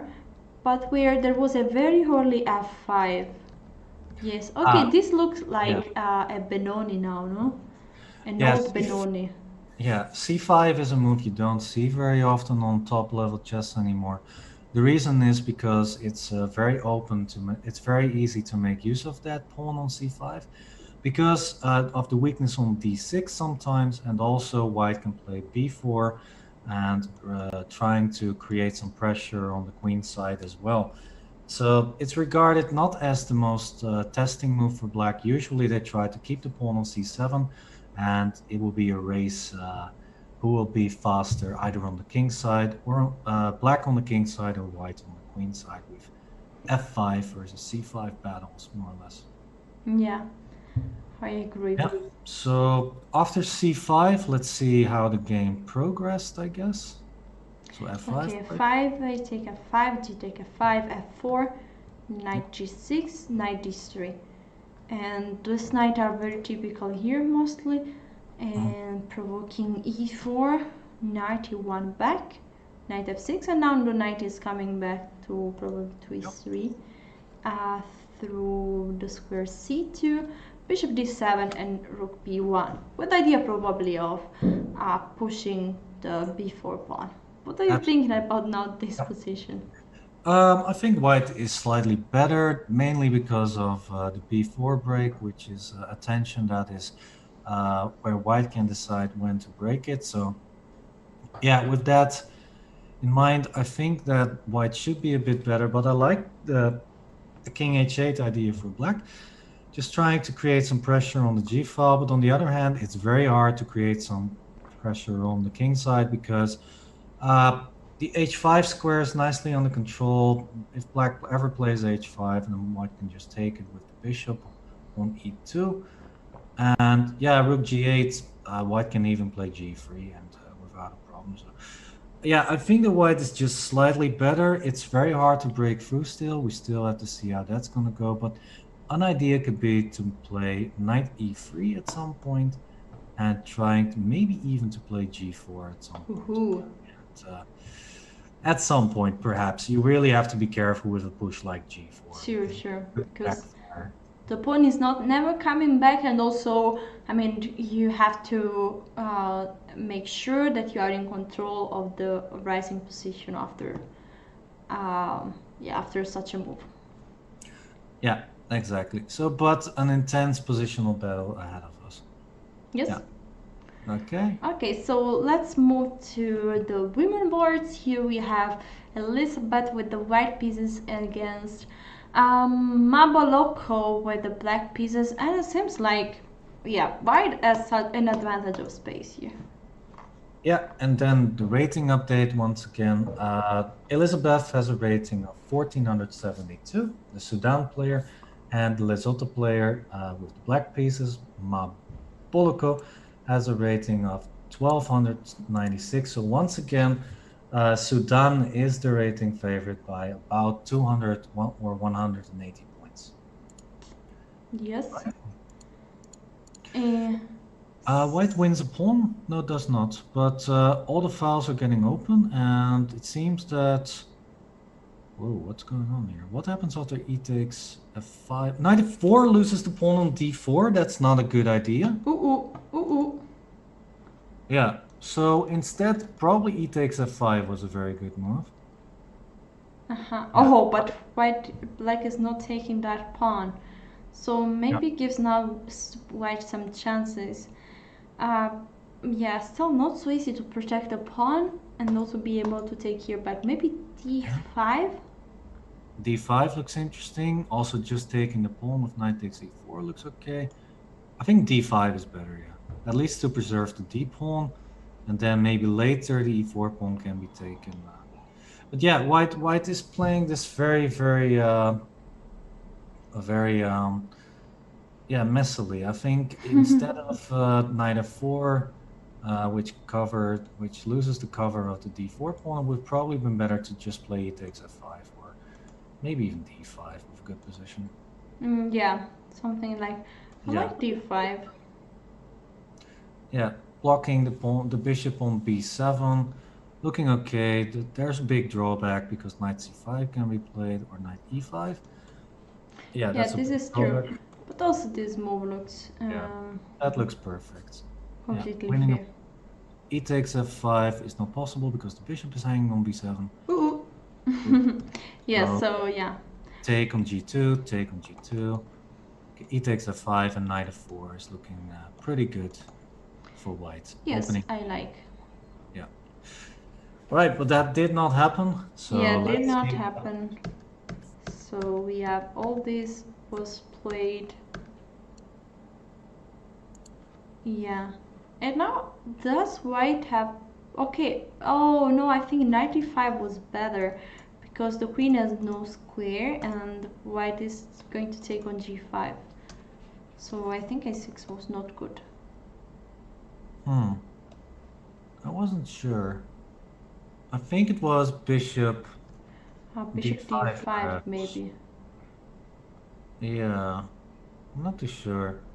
The computer is saying that it's winning somehow. I hate that. How can we not see that? Okay, and then king g7, I suppose. Yeah, Maybe king now simply h4. h4 looks good. Yeah, h4. because the pawn on e5 is pinned, and if the knight moves, then we have knight d6, winning actually the piece on d4. So yeah, let's say knight f7, then knight e6, king goes, and knight takes d4, winning huge material. So yeah, this is looking good. This is looking very, very good for white. Yes, but let's see what white did here, because white played knight g6, bishop g7, Yeah. sorry, queen g7, bishop d5, king h7, queen c2. Ay, that loses a piece. Queen takes g6, wins a piece now. Because knight e4 is not a stuff, because there is a knight covering that square. Probably this was what. Ay, that hurts a little bit. It would have been better to play bishop takes g5 instead. And then I think white would still be more or less winning. Yeah, because bishop takes g5 you cannot take here, because still already yeah, bishop e4, and if you take, many moves are good. Queen take is probably the best move here. Exactly, and yeah, queen takes g6, still not possible because of bishop e4. So yeah, this looks terrible. This looks terrible. I agree. Yeah, Alright, but so queen c2. that's the move. That's the move. Yeah, so that would mean that we are looking at board 3, right? So that would mean a little bit of an upset. Yeah, that would mean that if Lesotho player with black would win, it would be kind of an upset because of the 180 rating difference in favor of the Sudan player with white. Yeah, but we'll see. Black in control now, piece up, and the pawn actually. So looking very good for black. Yes, definitely. So it's time to move to a new board. Should be the board 4 of this match. With the white pieces we have Abdallah Mansour, and with the black pieces we have Lebayoa Sefe. And what about this position?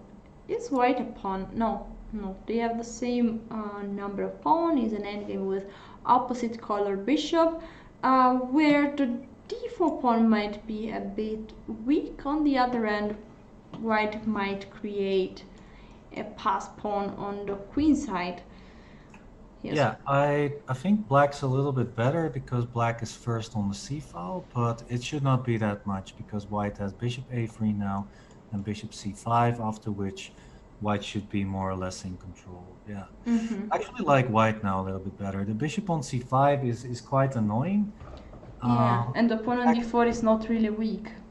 No, it's very hard to attack the pawn on d4 with the bishop on c5. So, and it's also attacking the pawn on a7. It's probably not that big a deal for black. Yeah, because of bishop d3, looks normal, and yeah, I think it's about equal. Not much to say about this position. If anything, I would choose white because of the slightly stronger bishop and because of the bigger potential with the queenside pawns. Yeah, I black agree. Is having a harder time to create a passed pawn at some point. So. Actually, I think that really after bishop c5, yeah, white is doing at least better. So b4, a4, b5, and could get dangerous. Yeah, well, it's still very hard to make use of those extra pawn on the queen side because, well, yeah, how are you going to make progress there? Maybe just a4, b4, and then sacrifice a pawn with b5 to create at least a passed a pawn. Could be an idea, but it's yeah, it's still, it should be okay for black still. It should be holdable, but I think Carlsen would maybe have a field day because it's a safe small advantage for white, and you can play this on until the sun rises again. So yeah. Yes, exactly. So, okay, and let's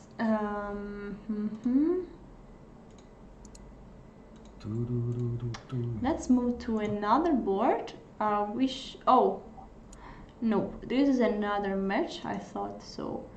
Let me try to find it. Yes, here we have another board. This would be one of the junior board, and we have with the white pieces, Pera, Malillo, and with the black pieces, Ayab Rawan. What about their rating? Yeah, let me update that. Board 4, so the second board of the women, we have 1410 rating for the black player from Sudan, and we have 1300 free rating for the white player from Lesotho. So 100 rating difference in favor of Sudan. Once again, it seems that they're the rating favorite on every board, actually. Yeah. And this position, uh, yeah, I mean, there are 6 pawns per side. Yeah. I'm thinking what could be, for example, something like, I'm thinking very concrete, if black could do something on the queen side, so something like d5 and c5, pushing those pawns, and might be that black is trying to create as fast as possible a pass pawn. Could be. Yeah, it's a nice positional idea. You could also play rook a8 immediately, and it's hard for white to protect the a pawn. Yeah, I'm not sure how white's going to do that, because after rook a1, black has knight takes c2, perhaps even. Still, maybe that's okay, because after rook a1, if black takes on a3, then... Wait, so rook a1? I was thinking Okay, knight takes rook a1, knight c2, rook takes. c1. Yeah, I'm not sure how great that is for black after rook c1. Yeah. Okay. But still after rook a1, maybe just a move like d5 now, and then c6. Yeah. Or first c6, then knight takes d6, of course. So here c6, and on the next move knight takes c2. This is looking pretty good. Yes, rook a2 might be an idea. Yeah, so white is struggling keeping the queen side together. Black is definitely in the driver's seat here. But maybe knight c3 with the idea of playing knight b5 against rook take a3. Well, there's a knight in d4, so. Ah, yeah, so this is not a great idea. No. Knight d5, then knight e6. No, I think white has to try and keep those pawns alive somehow. But it's looking quite hard. Let's see what black played. Black played knight b5 instead. Okay, but now simply a4, and I don't think white has any problems. White gets some... Whoa. Okay. d5. Wait, is that good? Maybe just... Why is that? I Okay. mean, white has so many options to... White can really decide how to give the pawn, the piece with knight g5. Yeah, knight g5, knight d6 is not possible because knight take d6. But knight g5 can be an idea. Maybe also just taking on b5, but I like knight g5 because h take g5 and then a take b5, and those pawns would look very weak. Don't know if white... Looks pretty okay. Pawn on g5 looks a bit weak there. I was thinking about a takes b5, d takes e4, and now f4.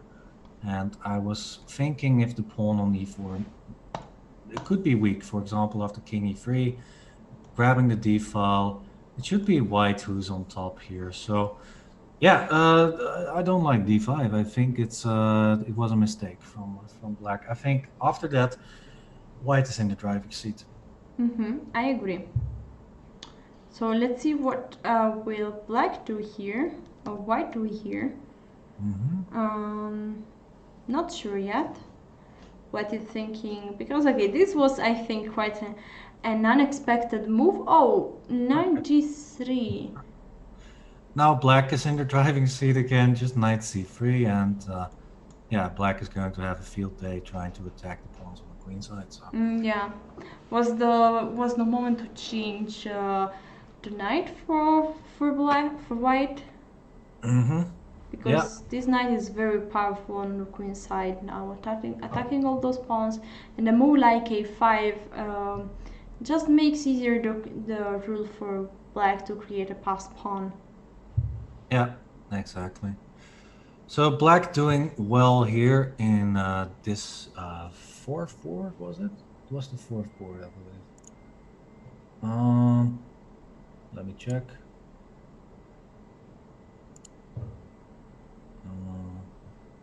Oh, this was the last board. This is the last board of the match, actually.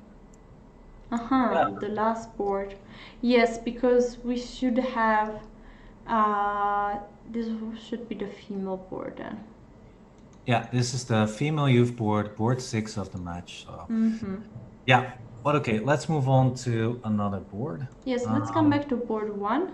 Here we are. Oh, white is, yeah, this was the position where white was doing really great, with those two bishops doing well. Now suddenly there is this pawn, this board chain e6 f5 g4. What is the pawn doing on g4? Is the structure weak? Is the structure strong? This is a good question, I would say. Do you have any? The rating we already saw. This is the first board of the match we are following. But what about this position? It's looking brilliant for white. White has the bishop pair. White has a much safer king. All the pieces are developed, and black is still working on the bishop on c8, which is a dead piece, more or less. So yeah, queen takes e5 with the idea to play d5 looks already pretty crushing. D takes e5, why? I like a little less, but still it's okay. Just rook d1, rook d6. Just white is still in total control here. Yeah, and the g4 pawn is pinned, so g takes a3 is not a possibility here. And yeah, with only the queen in the attack, it should not be anything for black. I think that the pawn on g4 is a liability, because white could play rook d1 and instead of rook d6, maybe even rook d4 to try and attack that pawn eventually. Yeah, once again, I think I said this at the start. The problem in this position is the bishop on c8. If it was more active, then maybe black could have something, but it's not, and therefore white is extremely good here. Yeah. Yeah, I agree. And this pawn on g4 is looking great, but actually, black's black is more weak on the king side than attacking on the king side. So. Yep. So yeah, there are not really perspective for an attack here. Also because there are basically no pieces except for the queen. Yeah, exactly. So looking good once again for Sudan. I think so far we've seen Sudan in the better positions in this match so Yeah, far. I agree. So which would be a pity for Lesotho, because Lesotho was playing very good up to now.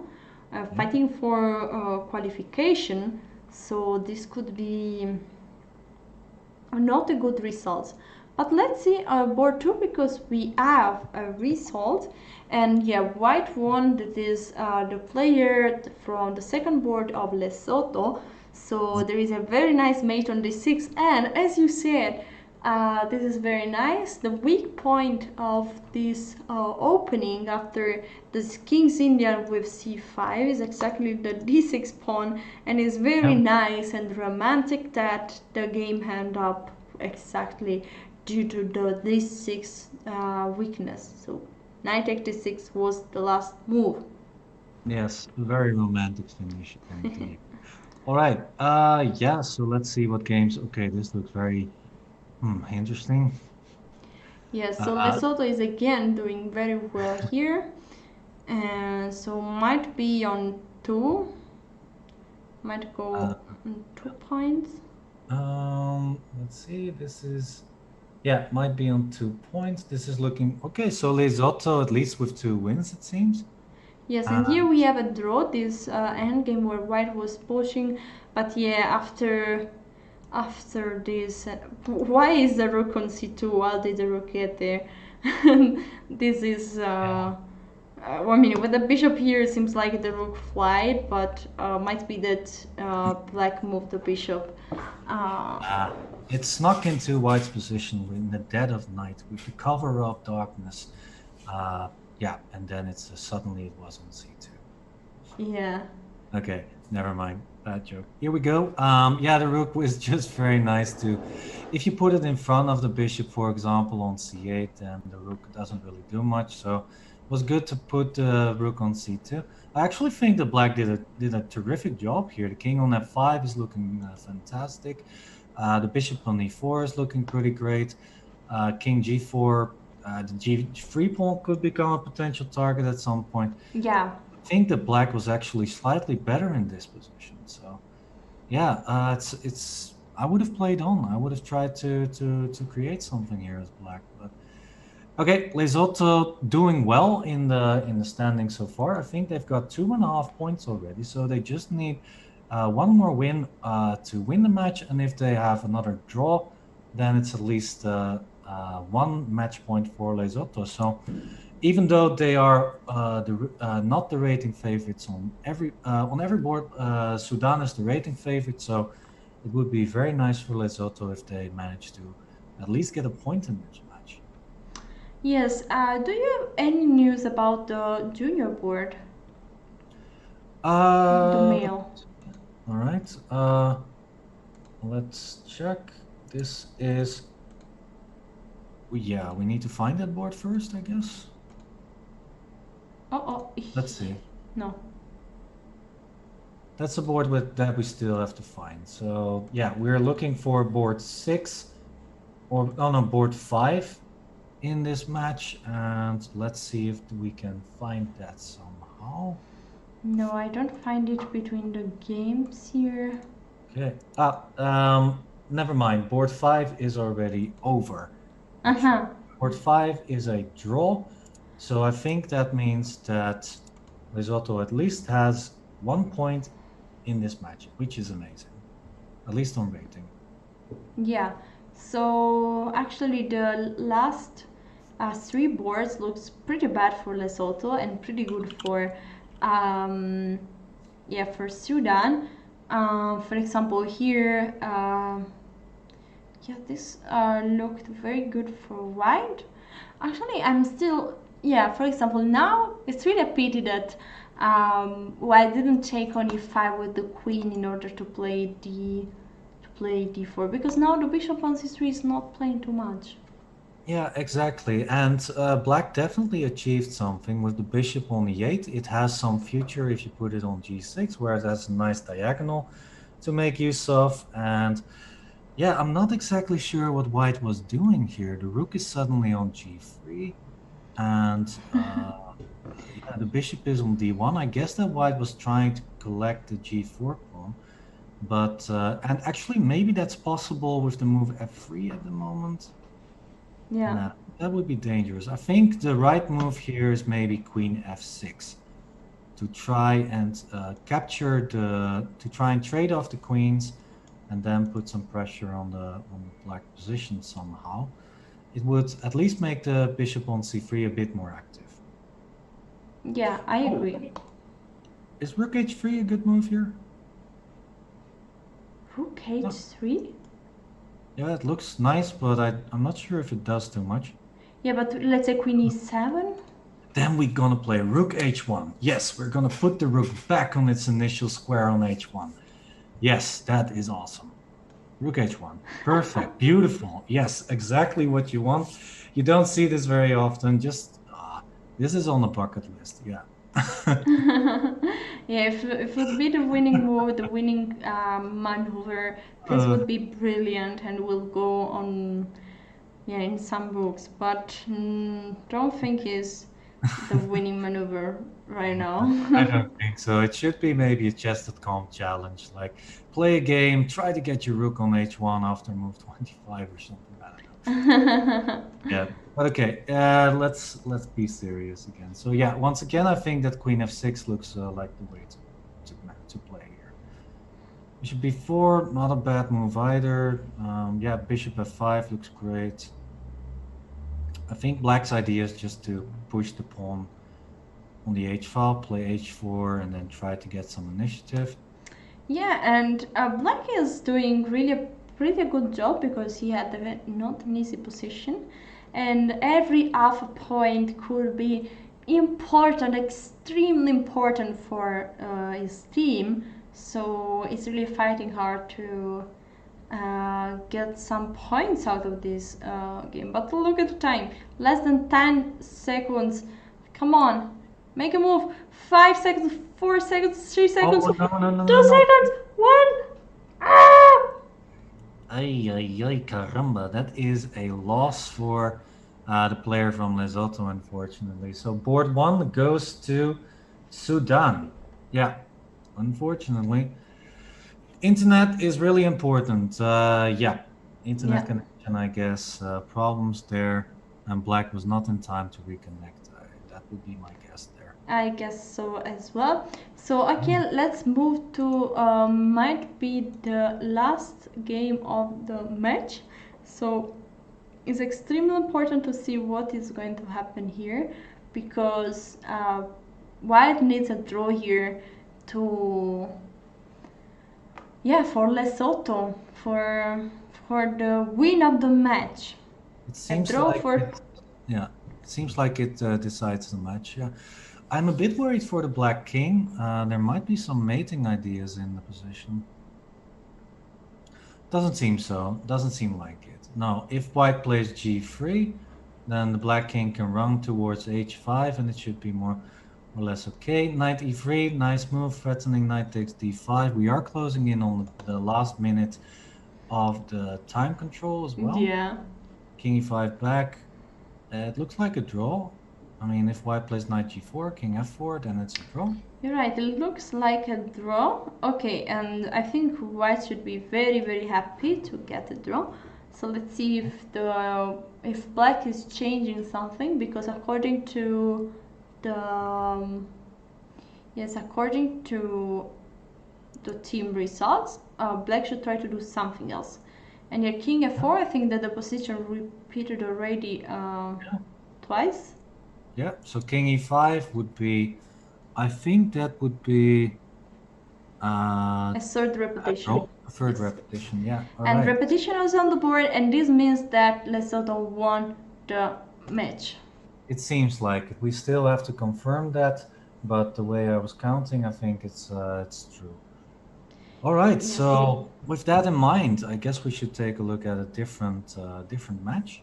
Sure, here we have the female board of the match, Lebanon against Malawi, and yeah, both play okay.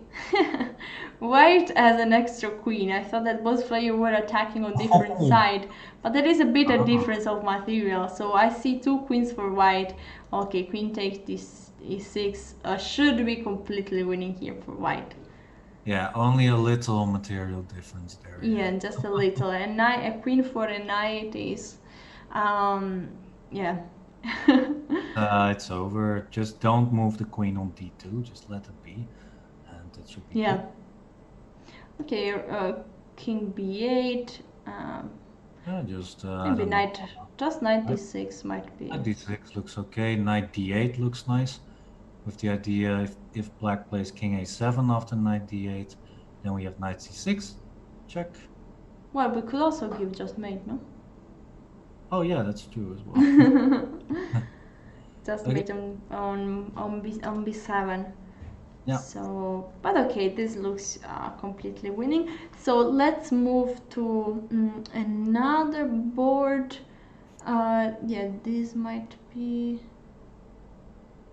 okay. So let's move here. This is a board of the match Mauritania against Ethiopia. And yeah, white is doing great. Is a piece and 3 pawn up. So, but already twice, two repetitions. Oh boy, oh boy. So stop giving checks and push that pawn. Okay, this is also good because now it's threatening queen c5 and queen c5. Okay, would be good to change the queen. So okay, now probably Queen c8, queen g8, queen f3, rook e1. Yeah. Yeah, this is the easiest actually. That's true. Yeah. Okay, rook e1 and GG. So this is the last game that will not last too long because black is completely winning.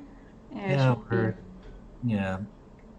The most of the games are just finishing up. The results should be clear.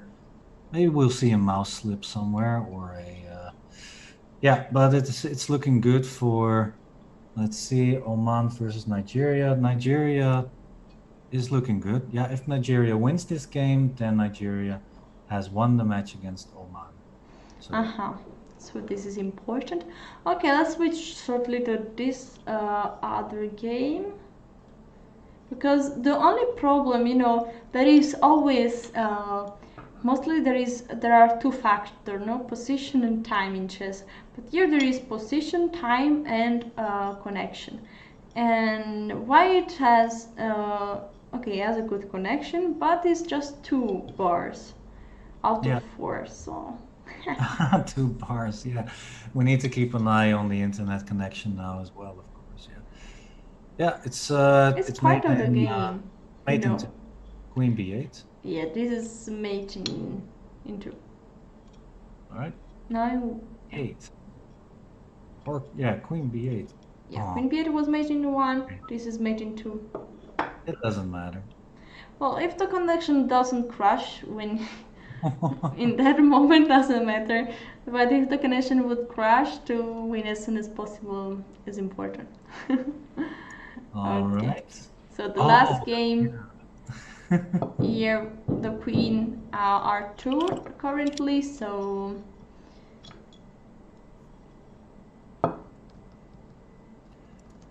yeah. Well, yeah. Very interesting position. What is it? Would it be mate in 3 or mate in 2? That's the question. No, it's not a question because it's obviously mate in 2. Mate in 3, I guess.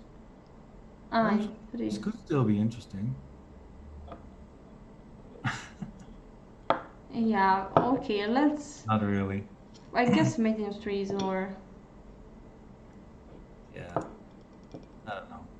It's probably mate in 3. Yeah. Just queen f6, queen g7, queen f8. Okay, but there is a mate in 2. Queen b6, rook here, this, and mate. Nice, but the king can also go to b7. Yeah, and if to b7 there is again a mate, I think after. Queen b8. Nice. Yeah, so mate in 2. You're correct. But I think it will give a mate in 3 is easier. King b7, and yeah, this is the easier mate. So. Because it's easier because you can pre-move them. It's yeah, you can pre-move those moves. Oh, we have a nice result, by the way. It's 4-4 between Cameroon and Eswatini. 4-4? Yeah. 4-4, yeah. I'm wondering what happened there. That's not the board are 6, so this is not possible. Yeah, exactly. We'll keep you updated on the actual scores. I guess it was 3-3. There was just a mistake there.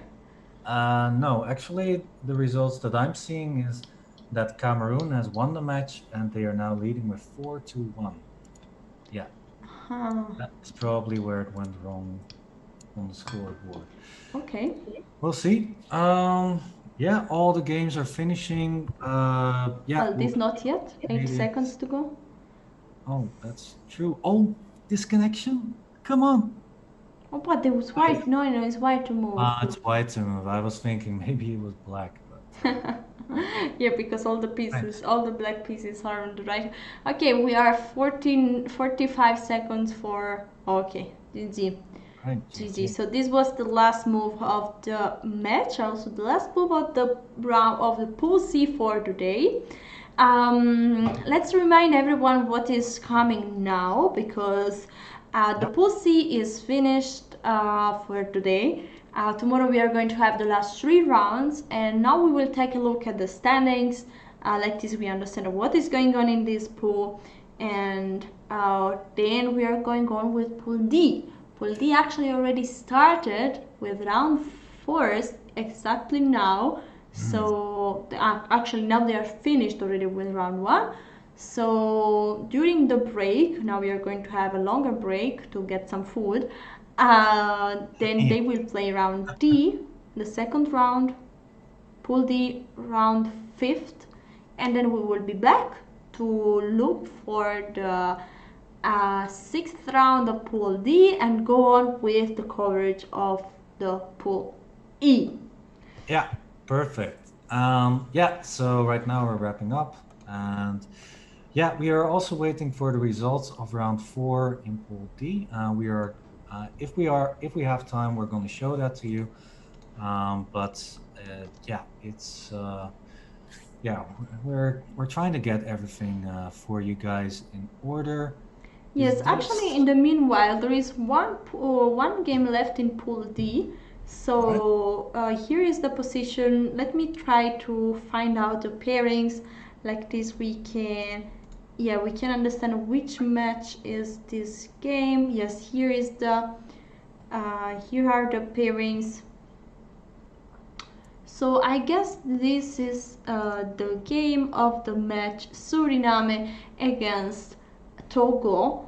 So, okay, Suriname is already winning 5-0, so actually is not, it should not be such a decisive game, but still I think.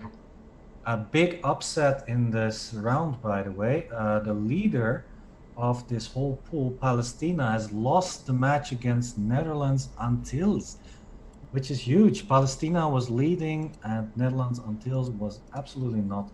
So yeah, big upset in this round. We'll of course update you with the standings after this game is over. But that's huge. That's huge. Palestina was well on the way to yeah, the first 3 rounds were all winning, and with this loss, yeah, it's not a good start today. Yes. Okay, this is I think it's okay, actually, there might be a mistake on Netherlands results. I just got the notification here, but we will wait for an update there. Okay. Okay, that is very deceiving then. And I was so happy for the Netherlands until oh boy. I'm sorry. It's okay. It's okay. By the way, what about this endgame? Is it a draw? Because it's an opposite color bishop. Is it a draw, or will white manage to win it? Right now, I think it's a draw, yeah, because black still has an extra pawn. If white had the extra pawn left, then I think it should be winning for white. But now it looks like a draw, yeah. Yeah, and because how to draw with black? Just keep an eye on those pawns. Just yeah, keep the bishop on a7, and if white's ever going to play f5, then make sure that the pawn cannot be pushed further. And also, it's important to run with your h-pawn yourself. That's the point. And that is going to be the big problem. If black did not have the h-pawn, then it would be winning for white, because black cannot stop both pawns from running, because the king will get closer, for example, to the b-pawn, which cannot be stopped. Yeah, but with the h-pawn, white still needs to take care of it. So yeah, it should be I think it's a draw, but now things are getting more complicated for black. The pawn is being pushed very, very far. I think it's still a draw, because what you want to do is get the king over to b7, but then the black king will move to f7, and then it will yeah, exactly. And that's what you need the h-pawn for. But now with king g5, okay, black still has king f7. It should still be also okay. Bishop f2, I think should be a draw. Yeah, it should still be a draw. Just bishop f2. Yeah, bishop f2 and then king f8, king f7. Yeah, There's no way to advance here for white. Okay, wait. Oh, bishop g3. Wait, king e6? No. No, wait. Wait, what? What was winning there? Suddenly the computer shut up Maybe for king some reason. g3, king g6, king g7. Yes, that's it. King g6, king g7, and if bishop d4, then you play a7. Yes. That was a funny moment. Maybe if we have time, I would like to show that on the Yeah, board. sure. Yeah, that's amazing actually. Yeah, if in here instead of bishop g4, check, white could have played king g6 with the threat of f7 and king g7. So black needs to play bishop d4, but here after a7, I'm sorry, first f7, let's be accurate. King e7, only move. Now a7, bishop takes a7, king g7, bishop d4, king g8. The white pawn will come. Wow, but this was very hard, no? Yeah, so the king needs to be in front of the pawn always. King e6 was a blunder. Yeah, but still, oh what? He lost the h pawn. Now it's winning. Now it's winning. Now you just move the king towards the a7 square. With king Yeah, e6, and it's f7, winning.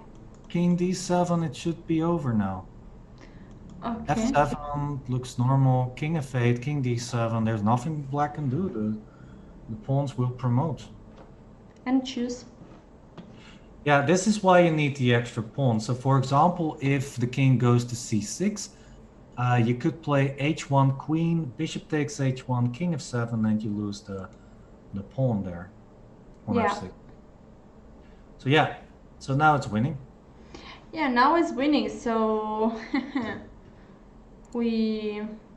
I love endgames like this. I kind of miss my endgame Tuesdays, to be honest. These endings are a lot of fun to cover, to understand. Yeah. All right, so we're waiting for this to end. King b7, yeah, perfect, good job. And it's over, it's over. Yeah, also on time. There's a 5 increment, second increment per move, so there should not be any time problem here whatsoever. There is maybe one thing white should be worried about, and that's that don't play king d7, because then it's a stalemate. Okay, very nice. All right, king d6. Okay. Now it's just winning. So yes. Let's start to show all the scoreboard of this division. Here we have the standings of Pool C and Pool D, and as we can see, Pool C, yes, still Nigeria, Mauritania, and Lebanon are leading. Instead, in Pool D, we have Angola. Palestine might have lost this match against Netherlands Antilles, but is still at the second place, but now is sharing the second place with 4 teams: Palestine, Suriname, Puerto Rico, Haiti. So, and Netherlands Antilles can be back. So, Yeah, are you yeah. happy? A little bit. I'm very curious to see the results, how they actually were. But also, yeah, I'm interested in the Lesotho Sudan match. As far as I can see, it was actually a draw. So that would mean, okay, I guess we're looking first at Pool D. Yeah, so Yes, so you want to have the result of Pool C? yeah, because those results are all set. We're done with Pool C for today. And that means that, well, yeah, some teams are more or less already qualified, and others, yeah, I'm very curious about Lesotho Sudan. Yeah, that's a 3-3. So, yeah, that's a big result for the other teams, especially Lebanon, Mauritania, and which was the other country again? Nigeria, who are in the top 3 spots, and Lesotho was number 4. So they are moving away from Lesotho. They have big chances in tomorrow to actually qualify for the next division. So Yeah. Yeah. Lesotho needed to win the match against Sudan, more or less. Yeah, so yes, still the pairings will be out tomorrow. We are going to see it tomorrow, but now we are going to focus on the division D, and yeah, before doing that, I think we will get soon an update about the real result of the match. Cameroon Eswatini, that yes, as you could see, is 4-2 for Cameroon that won this match. So yeah. Okay, Yeah. but now, once more time, this is the standings of the all pool C. Nigeria, Mauritania, and Lebanon are currently leading. Lesotho has still chance to qualify because it's just at 8 points at the 4th place. We are going to see tomorrow probably some direct encounter between Nigeria and Mauritania. Still, I guess that we have to see Nigeria against Lebanon, no? Yeah, Nigeria still has to play against Mauritania and against Lebanon, so those are the two big matches that we're going to watch tomorrow. So yeah, Lesotho still has a chance to qualify, but it's not looking that hot for Lesotho for now. Alright, so we are more or less ready to go in our break. Before doing that, let's show the pool D round 5. What is going to, these are the pairings, what is going to happen in this hour. While we'll not have the coverage, but we will be back in 1 hour for looking out the results of this round 5 and to host the round 6 and then the pool E.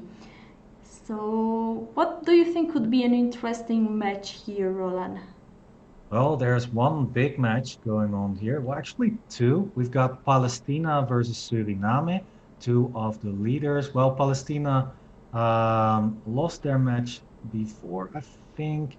But yeah, those two are the two of the leading countries in this pool, and also Puerto Rico versus Haiti. Those two countries are, at least on paper, favorites to also qualify for the next round, for the next Yes, division. So, I definitely agree. And these are the teams that are, if you see the standings, are the 4 teams that are currently at 6 points. So it's actually an important round to see which teams will have the biggest chance to advance to Division 3. So guys, you can follow all the game on chess.com. Keep an eye on that. We will be back in less than 1 hour to look at what happened here and to go on for the coverage of pool D and E. So yeah, we are ready to eat a break. Guys, take some food. Also you, Roland. Also me. yeah, And we yeah. need some food. We are only human. We've been, we are doing this the whole day. So, once in a while, we need a break to get some food, to stay hydrated. It's a hot day here for me, at least. So, it's of the essence for me to hydrate. Yeah, but hey, we'll be back in 1 hour, everybody. So stretch your legs, do some grocery shopping, get some popcorn, get some sodas or something, and yeah, we'll Yes. be back in one Cancel all hour. the appointment for the next 4 hours. Yeah, exactly. So we'll see you then, and stay tuned for that. Yes. See you back.